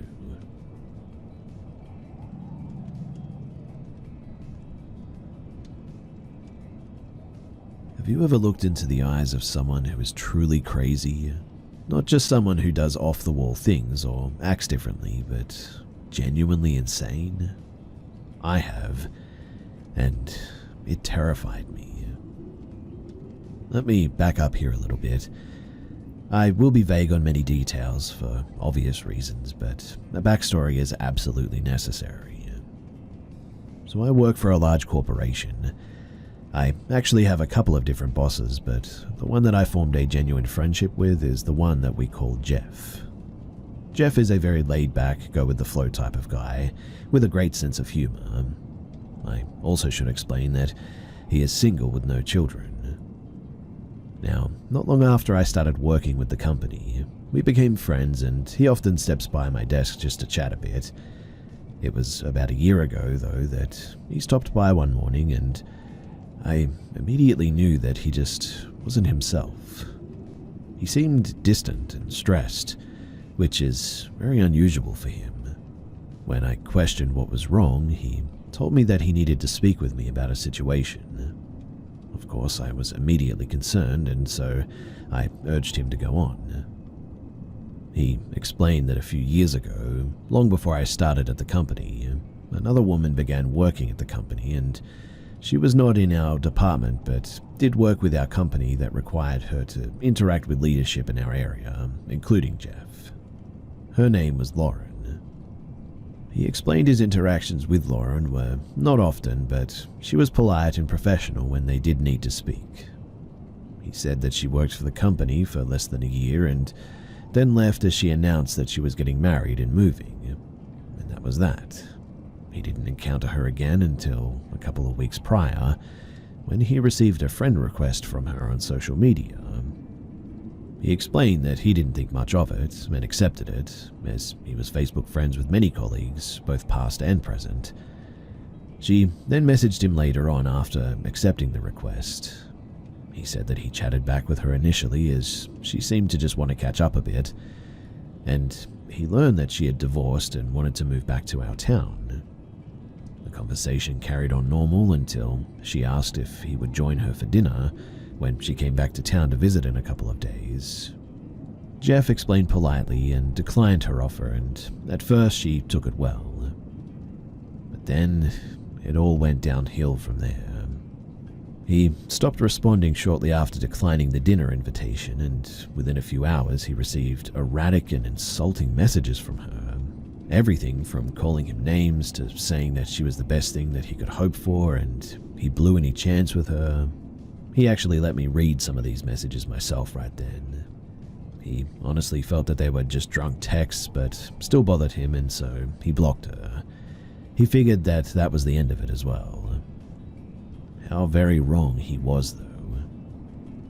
She then began emailing both his personal and work email, pleading for another chance, saying that she was drunk and didn't mean it, saying that she needed to see him, and so on.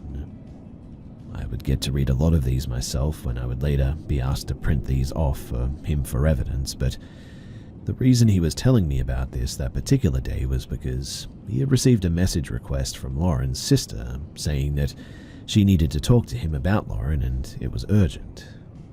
He accepted and responded to Beth, and Beth told him that apparently something had snapped in Lauren when she went through her divorce and she became fixated on a man that she called Jeff.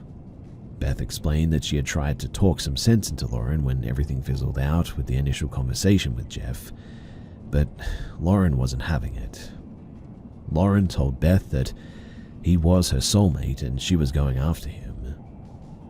All this led to Beth explaining that Lauren had flown into our town and was staying at a hotel close to our company and was coming to see him at work, apparently.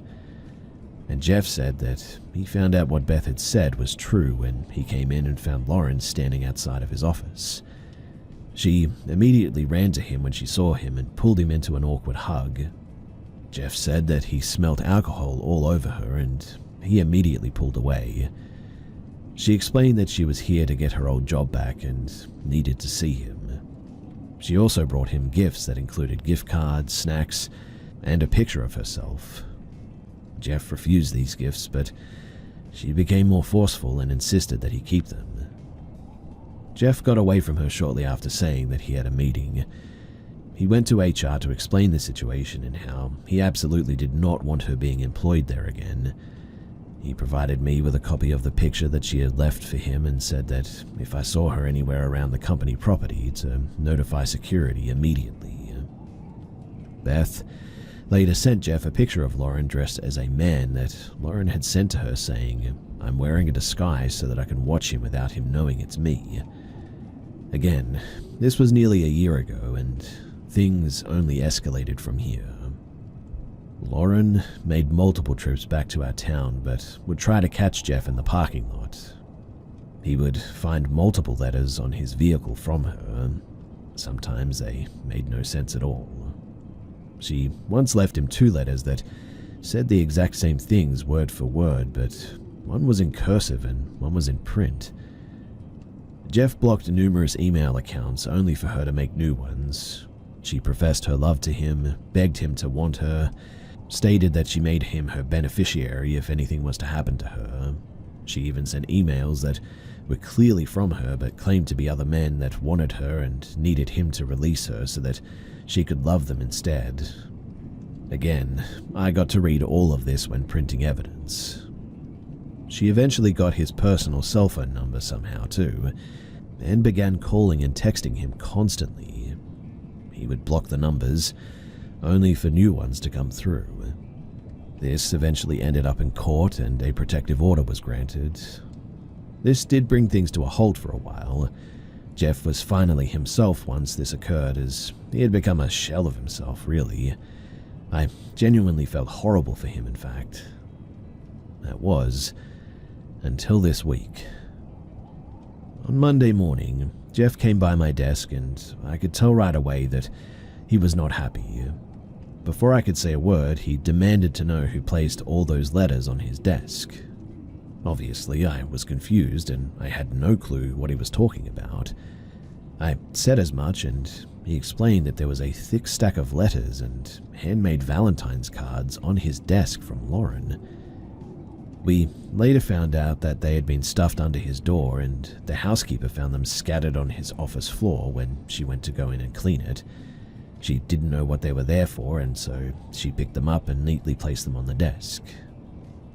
This was as troubling as it was figuring out how she got into the building in the first place. Well, shortly after, Jeff returned to his office to finish up some things before taking the letters to the police station. I was working away at my desk when I received a call from Jeff. Upon answering, I heard an almost panicked Jeff saying that she's here. He explained that he got a knock at his office door and opened it to find her on the other side grinning at him. He said that he told her that he was calling the police and slammed the door in her face and locked it. He called the police and then called me to inform me that she had been there and the police were on their way. I foolishly assumed that she'd bailed after he told her that he was calling the cops. So I got up from my desk and headed down to the hall to Jeff's office to check on him and wait on the police with him. And I stopped dead in my tracks when I saw her. She was sitting on the floor outside of his office door, humming to herself. She slowly turned her head to look at me. I struggled to explain the knot that formed in my stomach as our eyes locked. She looked a lot like the picture Jeff had previously given to me, but her eyes were just different. They were dark. There wasn't that lively spark that you would often see in people's eyes.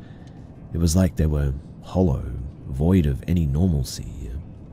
Her lips slightly twitched up into a smile. She then slowly turned her head back towards Jeff's door and she resumed her humming. Well, as you can imagine, that was enough for me. I booked it. I darted back to my desk. Thankfully, the police arrived shortly after this, and she didn't put up a fight. Instead, she calmly allowed them to arrest her and walked away willingly with them. Still humming, mind you, they informed us afterward. She is still in jail for violating the protective order. Jeff and myself are both still very shaken by that experience. And honestly, I will never forget that look in her eyes, staring into an abyss of true insanity.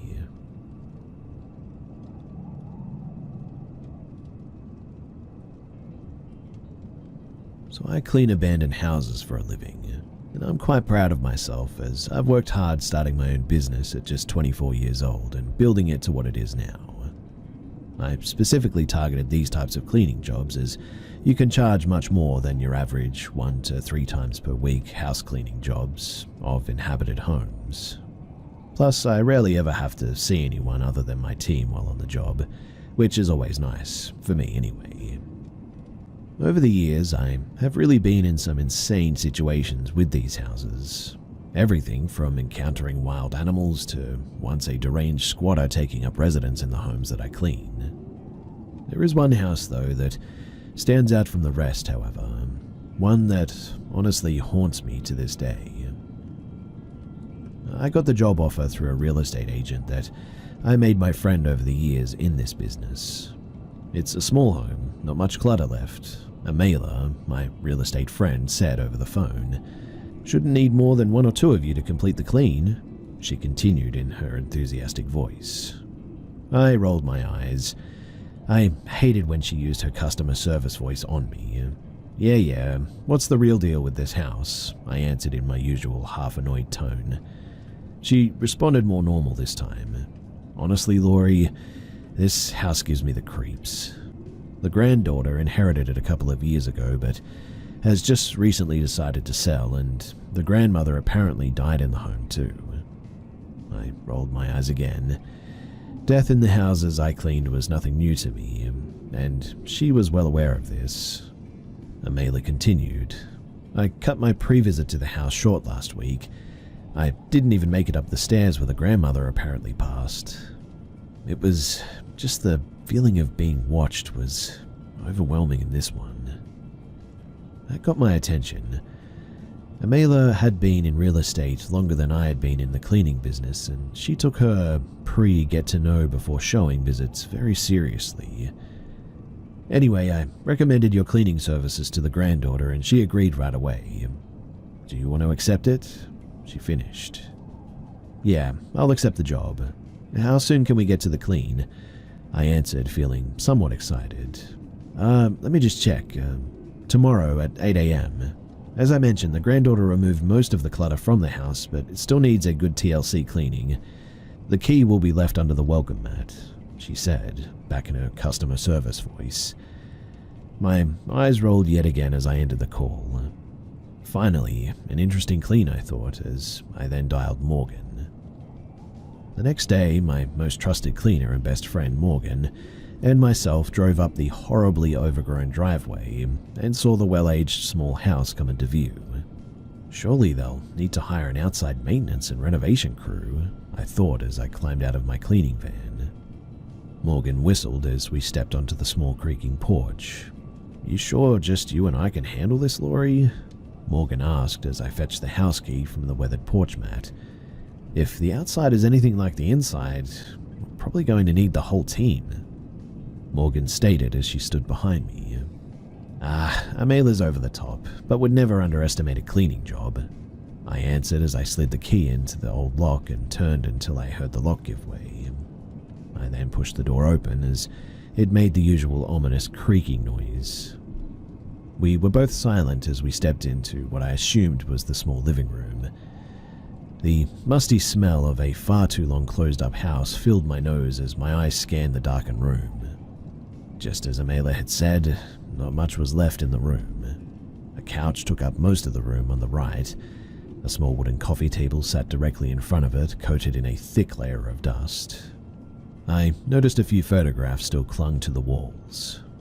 "Let's get the supplies from the back of the van and get started," I said over my shoulder to Morgan. "I have dinner plans today, and I want this done long before." A bit later, I was scrubbing the dirty windows of the living room while Morgan opted to start upstairs. "Laurie?" I heard Morgan call from up the stairs located just behind me. "Yeah?" I called back.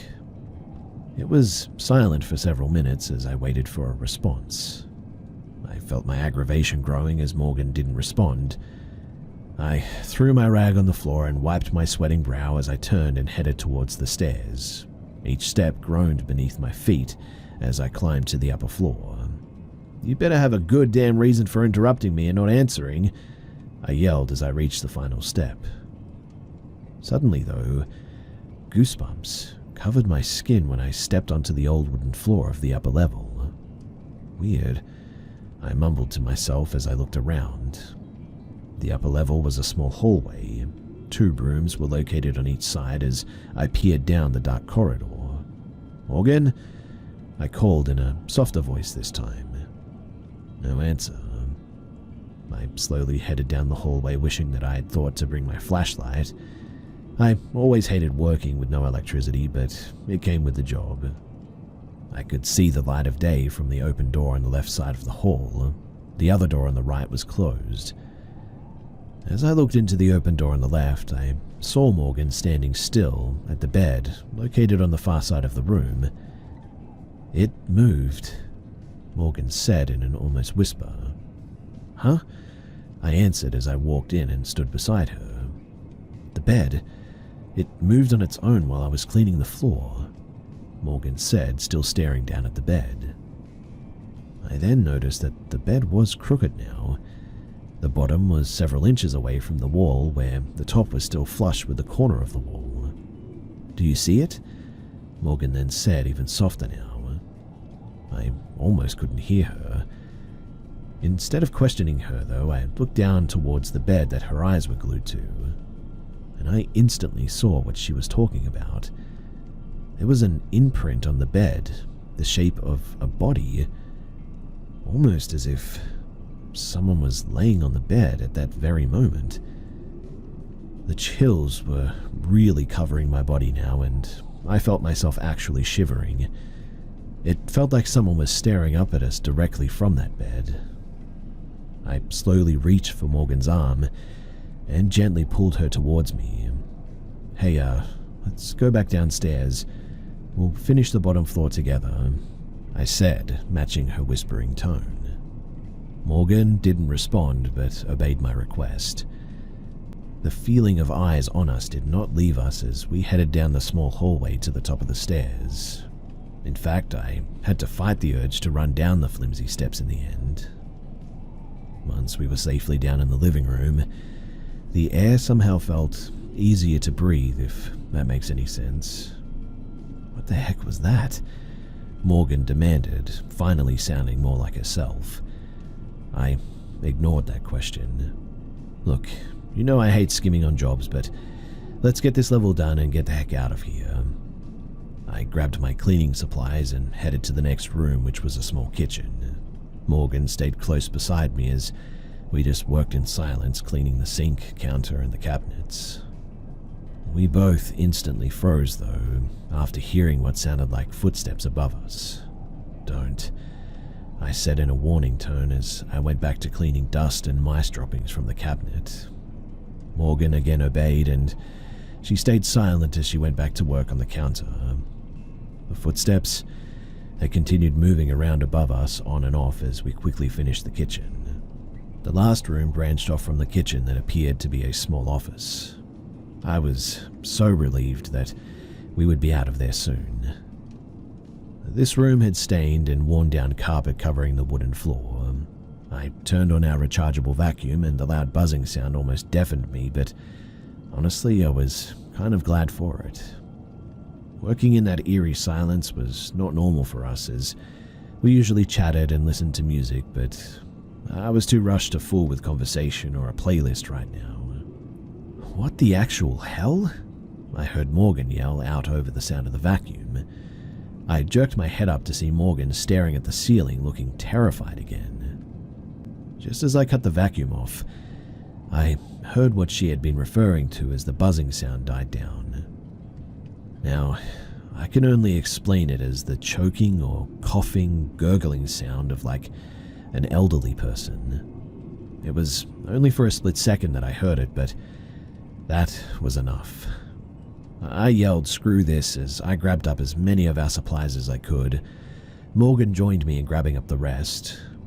We dashed out of the office, through the kitchen and the living room, and out the front door. I was pretty much sprinting to the van while trying not to trip on the mess of the yard. Just as I got to the van, I heard Morgan shout, "Wait." I turned to see her a few feet behind me. "I left my supplies upstairs. We also didn't finish cleaning up there. We didn't even clean the bathroom, which must be up there. You know what? I'm not charging the client for that. We can buy you whatever supplies are left. Let's just get out of here." I didn't wait for a response as I jumped into the driver's seat. Morgan hurried and threw the supplies in her arms in the back, and she slammed the door. I took one final look at the house as she slid into the passenger seat, and while I certainly couldn't be sure, but it almost looked like somebody was peering out of one of the two upper windows. I started the van. Hearing it roar to life was pure heaven in that moment. I floored it out of the driveway and back into town. I later called Amela to explain the job was not complete and I would not be charging. That the granddaughter would have to find somebody else to clean that nightmare.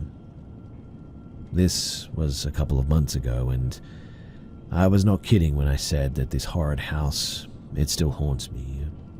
In fact, it was only last night that I dreamt that I was in a bed, staring at an old, cracked and familiar ceiling. I felt weak and frail as the weight of someone crawling on top of me took the air from my lungs.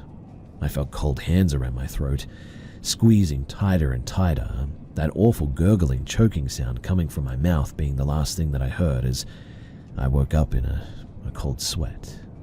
And weirdly, as I was getting ready in the morning, I noticed that there seemed to be some marks around my throat that are still visible.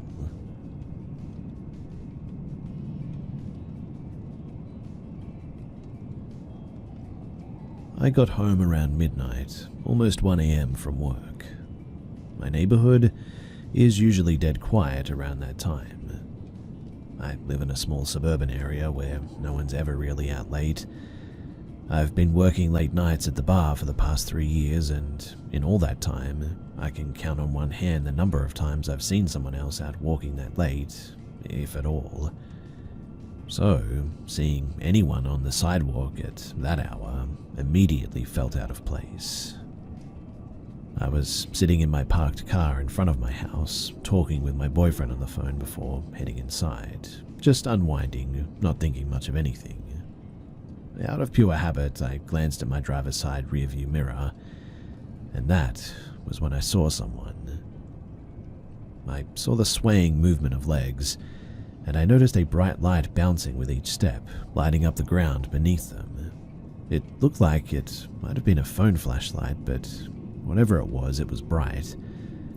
As soon as they reached the sidewalk, they stopped, and then the light lifted, deliberately, perfectly, and aimed straight into my mirror, right at me. I got chills instantly. Still on the phone, I frantically told my boyfriend to hang on while I searched for my keys. My hands were shaking. I couldn't find my keys fast enough. I don't know why, but I felt like if I looked up again that the light would be closer, that whoever was holding it would be right next to my window. After what felt like an eternity, I found my keys, started my car and bolted out of that neighborhood. As I turned the corner, the light faded from view. I tried to explain to my boyfriend, but I was so scared that all I could think about was putting distance between me and that block. The direction that they were walking, there's a large cluster of mailboxes that they could have possibly ducked behind, but aside from that, there really was nothing else there. No cars, no fences, no trees, just open sidewalk. Even the blocks that I passed on the way to my boyfriend's, I didn't see a single person. To think that they could have been hiding like they got caught terrifies me, though. I don't know what I saw, but the way that that light aimed perfectly at my mirror, it felt intentional, predatory. Maybe it was paranoia. I do read a lot of horror after all.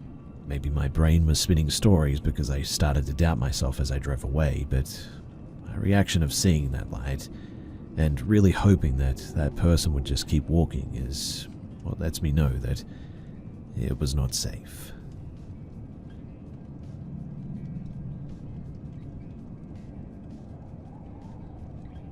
I've always been into paranormal stuff, and I saw my friend posted his encounter that happened in my house, so I've decided to tell you guys my story too.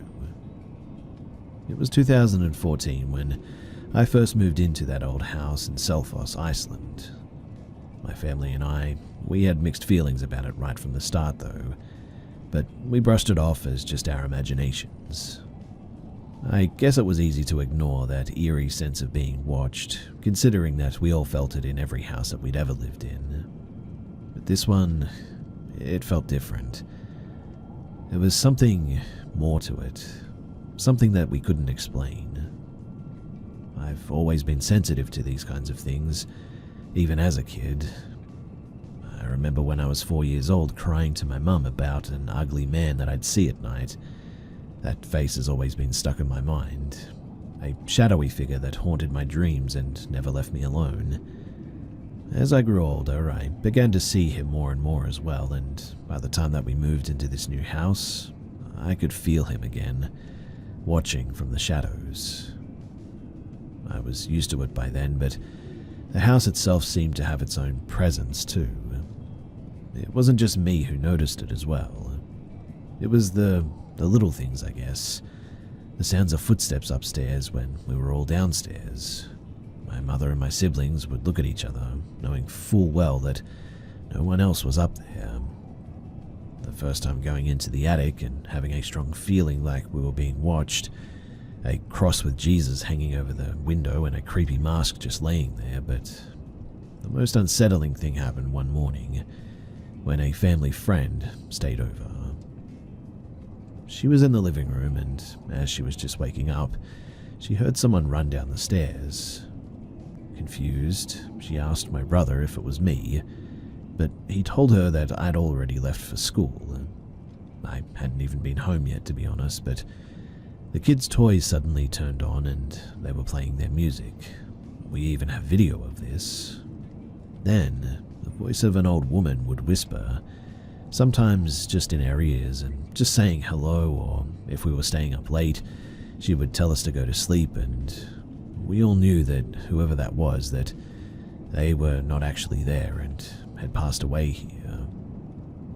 There was even talk of someone else, though I never really figured out who. I also had an old alarm clock, one that would ring so loudly that it would wake the whole house.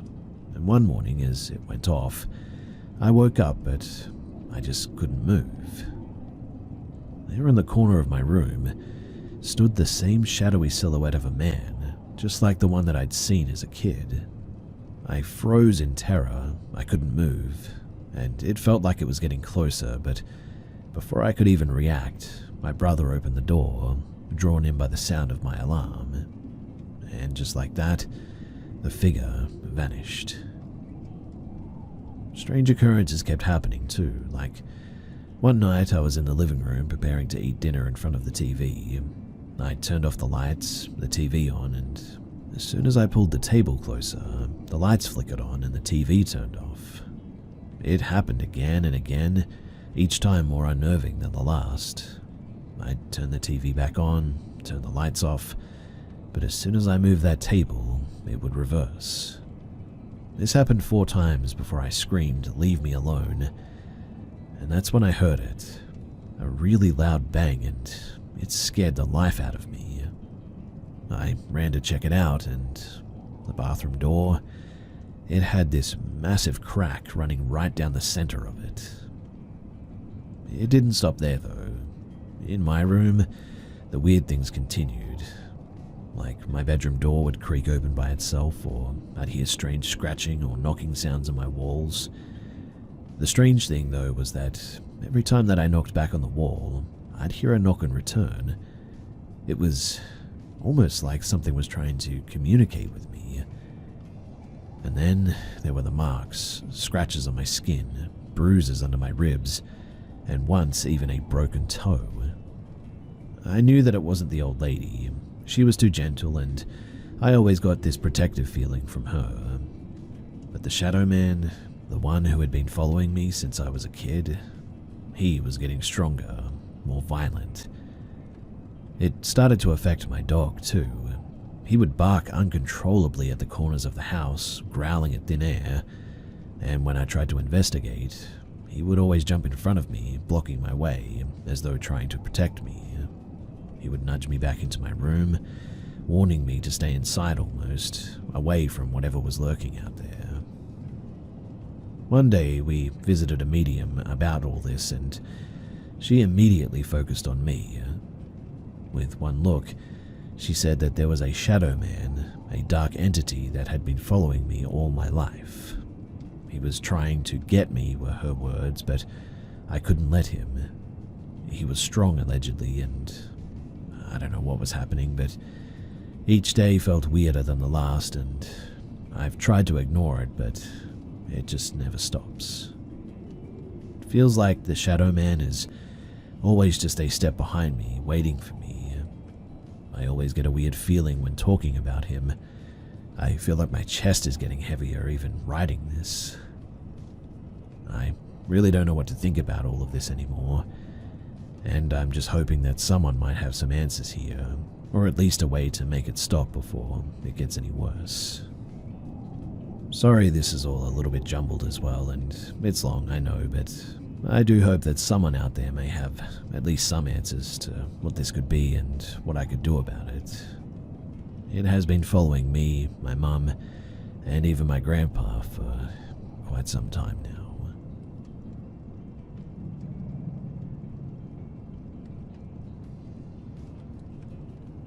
I'm 51 years old, and I was born in Las Vegas, Nevada in 1973. At the time, my father was in the Air Force, stationed at Nellis Air Force Base, while my mother was pregnant with me. Now, while on vacation leave, my dad and mum and a bunch of their Air Force buddies decided to go hiking late at night into the desert. My father and a bunch of his friends, they all took LSD, but my mum stayed sober and played babysitter for the rest of them, considering that she was pregnant, obviously, but according to my mum, everyone who was tripping on acid started playing Star Trek while looking up at the sky. But she didn't really pay much attention at first, and just thought that everyone was sort of hallucinating. However, at some point, she glanced up at the sky, and here's what she describes to this very day, and she's in her 70s now. There was a circle of lights, probably about 8 of them, super high up into the stratosphere, and they were rotating. She says that she thinks that they are reflective and being illuminated by the sun on the other side of the planet, and not producing their own light source. She says that they would disembark, my word not hers, across the sky to all points of the horizon and do gigantic rotations, and then, after a while, regroup back to the smaller original circle. This continued for several hours. She says that they were doing formations. She grew up Catholic and now is no longer involved in the church, if that lends any credibility. My father is deceased now, but when I was in my mid-20s, I asked him. Mum says that you